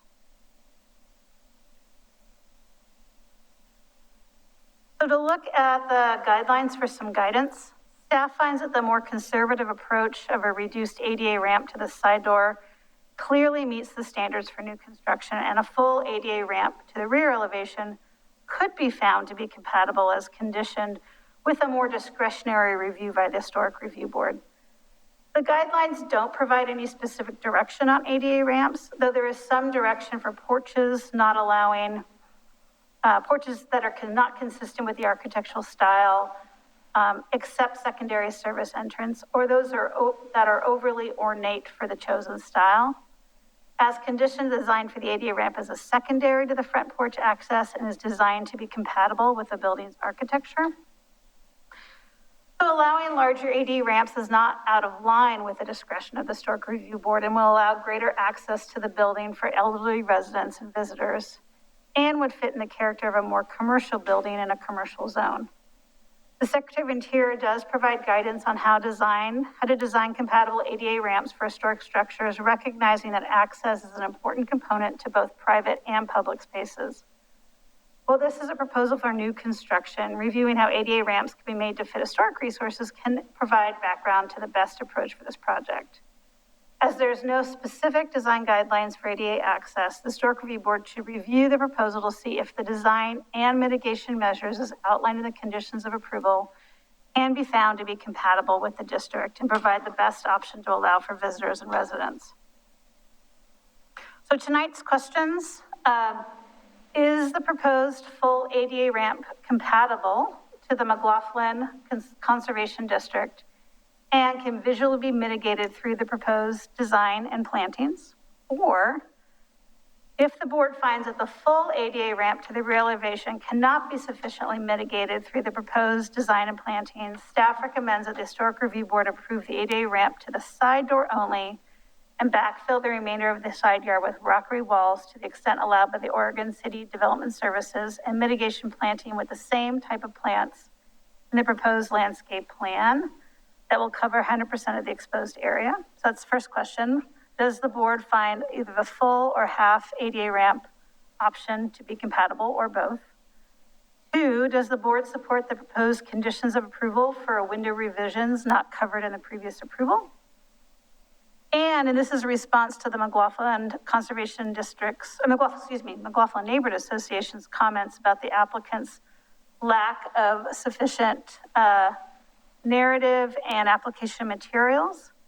I think a third important question to ask is confirmation from the Historic Review Board that the applicant has provided sufficient findings or drawings for meeting the design guidelines for new construction for the revised element, or can be met with the proposed conditions of approval? If the board finds that they will need to see the revised ADA ramp drawn at a future board meeting. This is important direction to give the applicant this evening so they can move on that. Or does the board feel that the existing conditions of approval are adequate to provide direction? So I'd like to go real quickly over the 2 ramp options and the window conditions of approval. So the full ramp approval allows for the ramp to be redesigned for the ADA ramp structure should start at or beyond the front porch.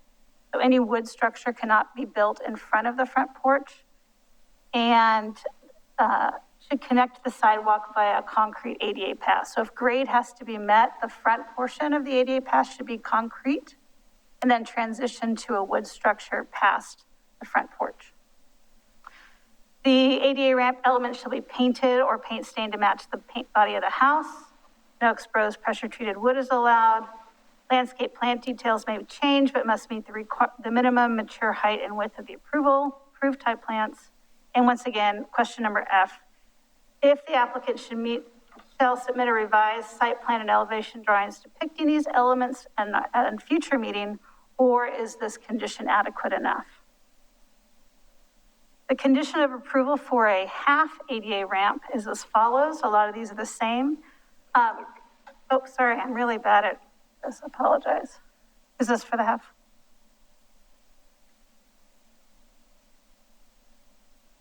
Am I doing this right now? Okay, sorry, apologies. So the ADA ramp shall be revised to be a side door only. This is the half condition. The applicant shall provide a plan to backfill the remainder of the side yard with rockery walls to the extent practical and appropriate for the geohazard area. The smaller ADA ramp shall utilize the proposed enclosed lap siding design or a simple baluster style handrail with top and bottom rails attached perpendicularly to the balusters, so using a historically appropriate handrail, if not using this design. The ADA ramp structure shall still be designed to start at or beyond the front door and connect to the sidewalk via a concrete ADA path. The applicant shall utilize foundation vent walls to allow as much backfill as soil as possible adjacent to the foundation wall, so increase that final height of the ground level. And then once again, paint stain to match the house and no pressure treated wood. And does the applicant need to return with design drawings, or are these conditions adequate? The final item are the window conditions. Windows 6, 7, and 8, which were on side elevations and staff has already approved because they were found to be compatible. This is just confirming. And then windows 1, 2, 3, 4, and 5 need direction by the Historic Review Board.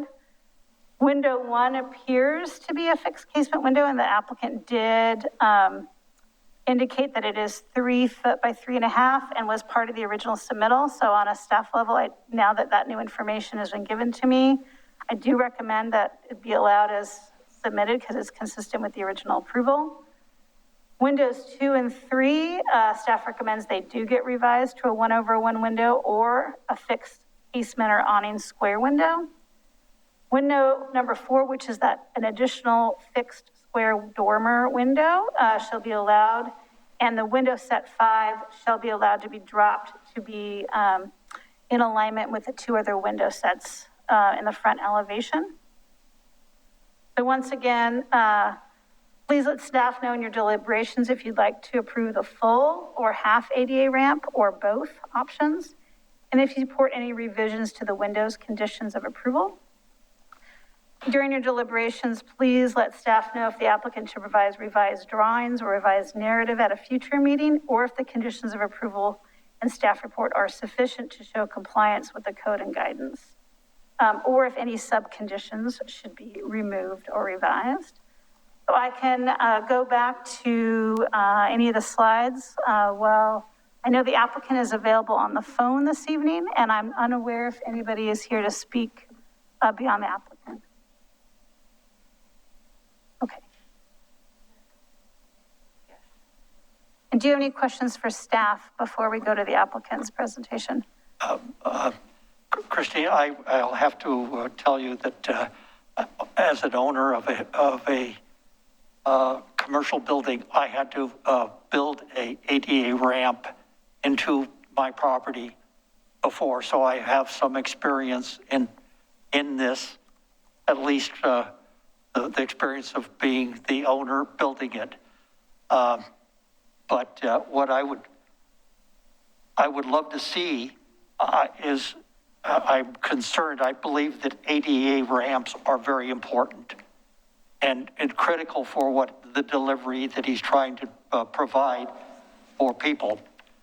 And I would prefer to see a full ADA ramp if that, in my opinion, is something that achieves a permanent design. And as long as the design can be, as you've tried to lay out, is if he can present a design that achieves that, to me, it is trying to get up the whole loaf. Yeah. I am also concerned about making sure that the windows, wherever ADA is really going to be applicable, that the windows in the building, and we need multiple egress abilities. And so I'm concerned in size of windows and making sure that egress is being provided. Should the one ramp area not be accessible in an emergency? Sure. This is questions right now before we get to the applicant, but I can tell you that this design meets all building requirements for ADA and accessibility access for building code. Okay. Not ADA, but for emergency egress. Yeah, I'm okay. Thank you. All right, very good. So given time constraints, I think unless there's any other. I just have one quick question. I'm sorry. The star where the window is going to be in the. Oh, sure. Let me go back. Yeah. I mean, I think it's up there. Could you just explain the window more? I'm not just sure. Giving a heads up for their future presentation. Okay, they're going to present about it. They want to put a new window that can provide more detail in the internal staircase that kind of wraps around internally, right, to get up. It's one of these staircases, and they want to provide light into it. And so it's generally in that area. So I'm just putting a star, so when they talk about it, you'll know generally when they are talking about it. And you can put any conditions related to that window, yes or no, when we get to it. Hey, Grant. Yep. It may be late and maybe I'm starting to space out or whatnot, but did we need to go through the ex parte portion of this? We didn't. I realized that while we were listening to the staff report. So yeah.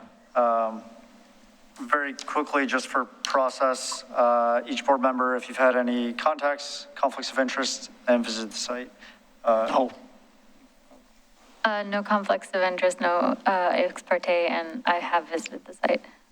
And Ray? Yeah, no conflicts, no ex parte, and I drive by the site every day. Okay. And I've had no conflicts, no contact, and I have visited the site. All right, any other questions for staff, or then we'll turn over to the applicant? No. Great. Okay. To the applicant, you'll have up to 15 minutes, but again, if we get to 11, I think we have to continue the hearing, so maybe try to keep it brief if possible.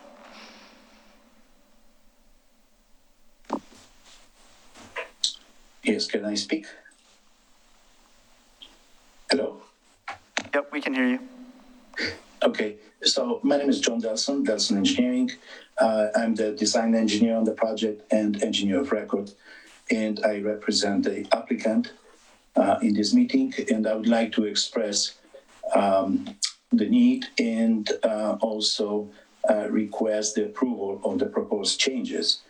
So in view of the family need and also the business, as we know, this site is located in a commercial zone, and the property can be developed up to the property line. We stay away from the property on the right side, gilt mortgage, about 7 feet plus minus. And in this location, we propose to provide the ADA ramp. As we noticed, there is lack of information in the historic guidelines about the ADA ramp.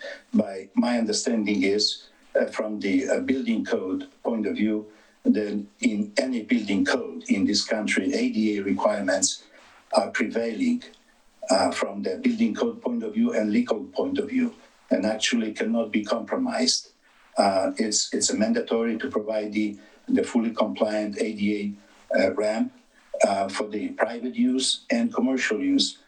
And in view of the family needs, the main floor will be occupied by the family, and 2 members of the family are elderly, as the owner explained in this brief letter.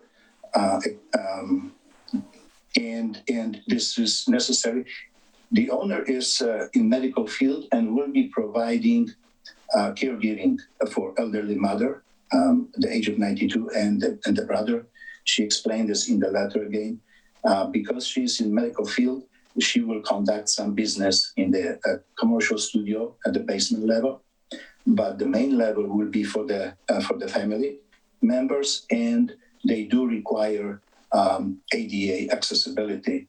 So we designed the main floor, and right now, because of the existing ground configuration, sloping condition, and very difficult access, we proposed the ADA ramp.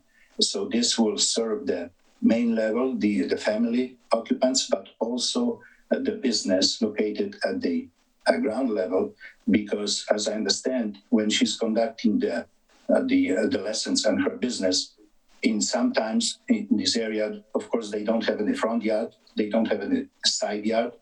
So to go out, they can use the backyard, and the full ADA ramp can serve this double purpose. So the full ADA ramp is a mandatory in this case, the way we understand, and this is the utmost priority. Now, as far as the we worked closely with the city staff. We listened to recommendations, and we try to design the ramp so it does not have a visual impact. Typically, the ramp is elevated on the posts, as you know, and build a deck. The ramp will be concrete up to the face of the building, front face of the building, and there will be a concealed wood structure covered with siding to match with the texture, material, and color, the siding of the building. Okay, and will be visible on the right side only, which is slightly exposed between the proposed building and the guild mortgage. But we provide also landscape screening designed by licensed architect per city requirements. So this is about the ramp. And as I mentioned, this is utmost important for the family usage and also for the business usage. Now, talking about the windows, if we look at the front elevation, can we have the picture of the front elevation with the numbers? Yes, so thank you. So number 4 window above the front porch roof, we used to have in the previous design, preliminary design for historic board, we had a gable false dormer just for the look. We were thinking that this will match the 4 square. However, we listened to the historic board recommendation. We removed this gable dormer, and this allowed us to stretch these 3 windows to match the left and right side windows. We think that this producing much more appealing front elevation. And also at the upper level, under the roof, we had 2 windows previously. However, because we have 3 windows in the middle, we think that this is a much better architectural approach to provide also 3 windows at the upper level. And these windows are 2 by 3, so that can be used as an egress window if needs to be. So it means 5.7 square feet of egress. And we propose to have a symmetric look and more appealing look. We propose the 3rd window at the upper level. Now, talking about the left elevation, which is in the picture, window number 1, as Christina Robertson mentioned, it's 3 feet by 3 foot 6, and this window will not be visible from the front, not even from the left side, when walking on this wooden path up the hill, because the left side building portion of the roof will basically cover from the viewer. Window number 2, we can shorten and make it 3 by 3 to match these 2 windows on the left side of the door. But windows number 3, it serves 2 purposes. So window number 3 is matching these 2 windows on the main level to the left of number 4.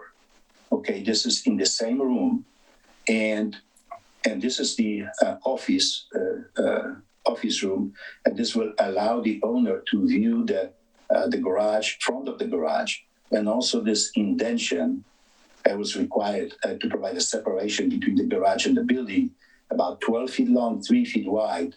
So for safety, this window will be placed over there to give some light and viewing area on the driveway and this part of the building. Otherwise, we don't have window in that area. And this window number 3, we feel that this should match the front window, which is 3 by 5 we propose. Okay, so this is number 3 window. So I think we covered the windows 1, 2, 3, 4, and 5. And then on the right side elevation, if we can look at the right side. Okay, so just like staff mentioned, we have the door on the right side, and this door is accessing stairwell going up to the main level. This stairwell does not have any window, and it's very dark. And so for more appealing outside and inside design, and to bring some light, and for safety, we feel that the window, placing a window to match any of those windows on this elevation, it would be much better solution. So just in the location of that star, we propose a similar window, like, for example, window number 6. So I think I covered ABC on all of this question, and I was wondering if there is any question for me in regards to this subject.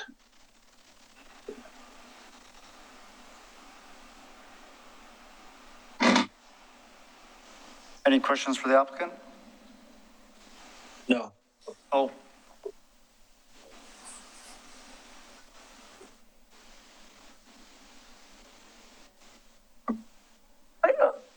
Sorry, I didn't catch that, but.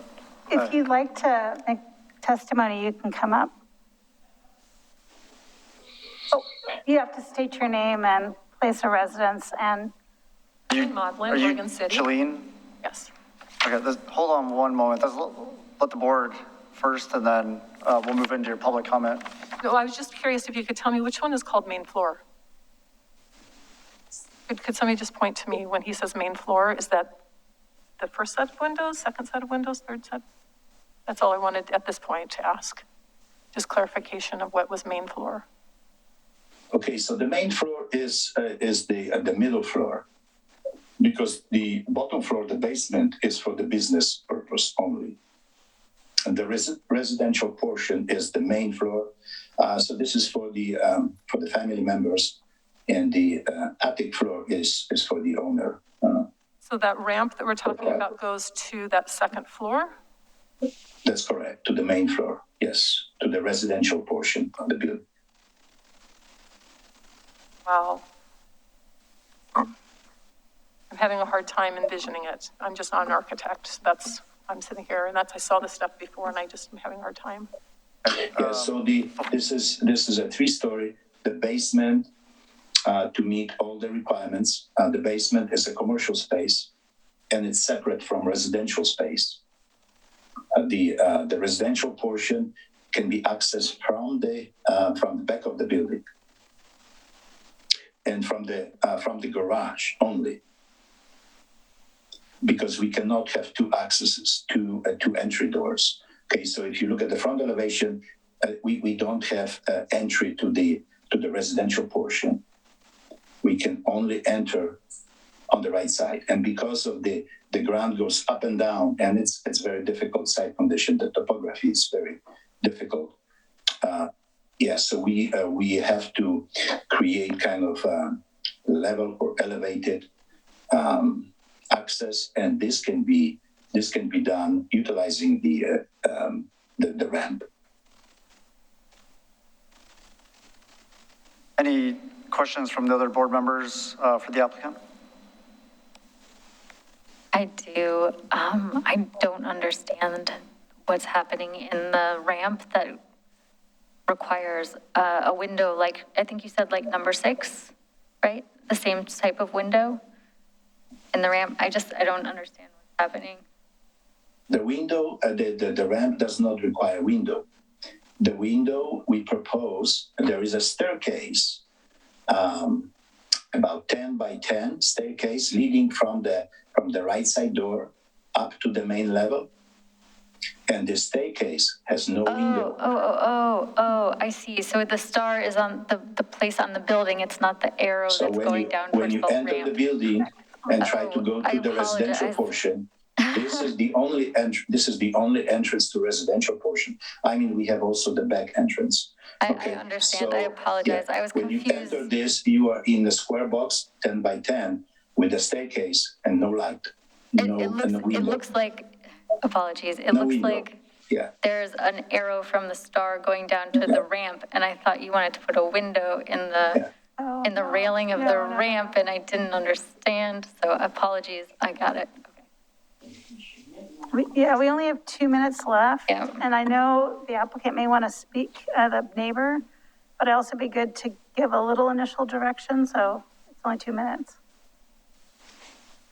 Yeah, I think, Jillian, if you had comments, we'd like, since, we don't want you to have to come back again to next meeting, we'll move on to your public comment.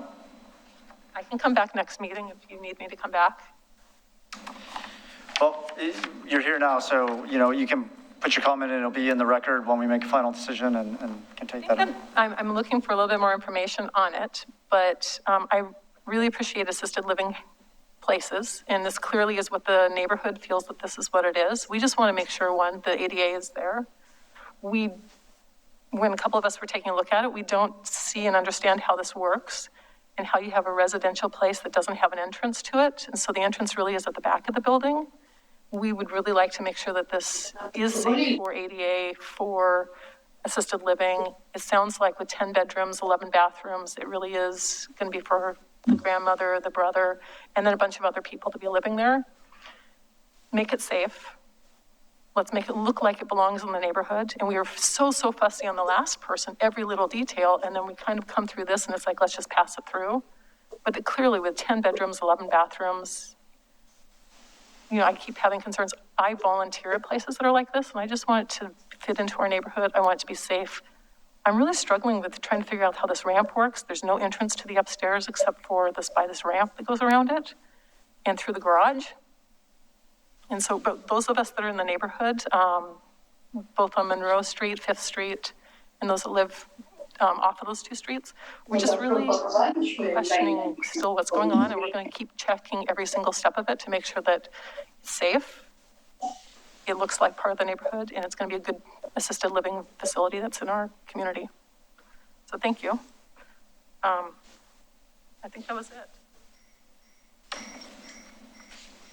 That's my alarm clock that I should be in bed. All right, thank you. Okay, so we're at 11 o'clock. I think that means we need to continue this hearing to a date certain.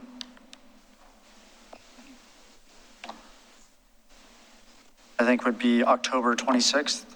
That's correct. Would it be possible, Christina, to have a moment where you could take us to the building, or I could just, sometimes looking at the site, I've not looked at the site before. And so I feel like I need to picture it a little bit better in my head. Where the ramp would be, and just, I want to be able to take a look at the change and make sure that it is compatible. I fully endorse ADA accessibility, period. Yeah, Paul, you can, Mr. Edgar, you can take a site visit now between now and the meeting, and I'm happy to have a conversation over the phone. Yeah, this doesn't violate anything, just. No, yeah. you can talk to staff. Good. I would love to have that for a moment. Thank you. I guess my larger question is, do you have any initial direction for the applicant about providing additional information between now and the next meeting to at least give them a heads up if there's any additional information you would want from the applicant? I think that what the neighborhood association suggested about showing how it ties into the front porch area, just showing a detail of what exactly that looks like. It's kind of, ambiguous at the moment. Okay. So, I mean, it in a sense, if the applicant follows the recommended conditions about that transition from the concrete ADA ramp to a structured ADA ramp at or behind the front porch, that's kind of the direction to give to them to put on their detail.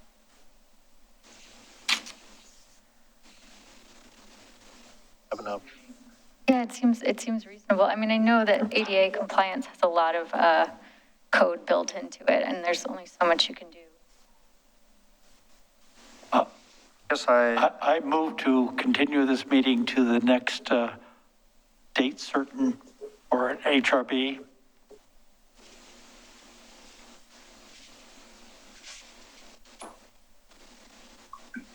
October 26th.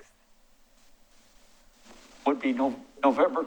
October 26th. October to October 25th. 26th. I'll second that. Okay. Board Member Stobie. Aye. Board Member Ferry. Aye. Board Member Edgar. Aye. Chair Blythe. Aye. John, apologize, we weren't able to get all the way through it this evening. Well, thank you, I understand that. Yeah, thank you.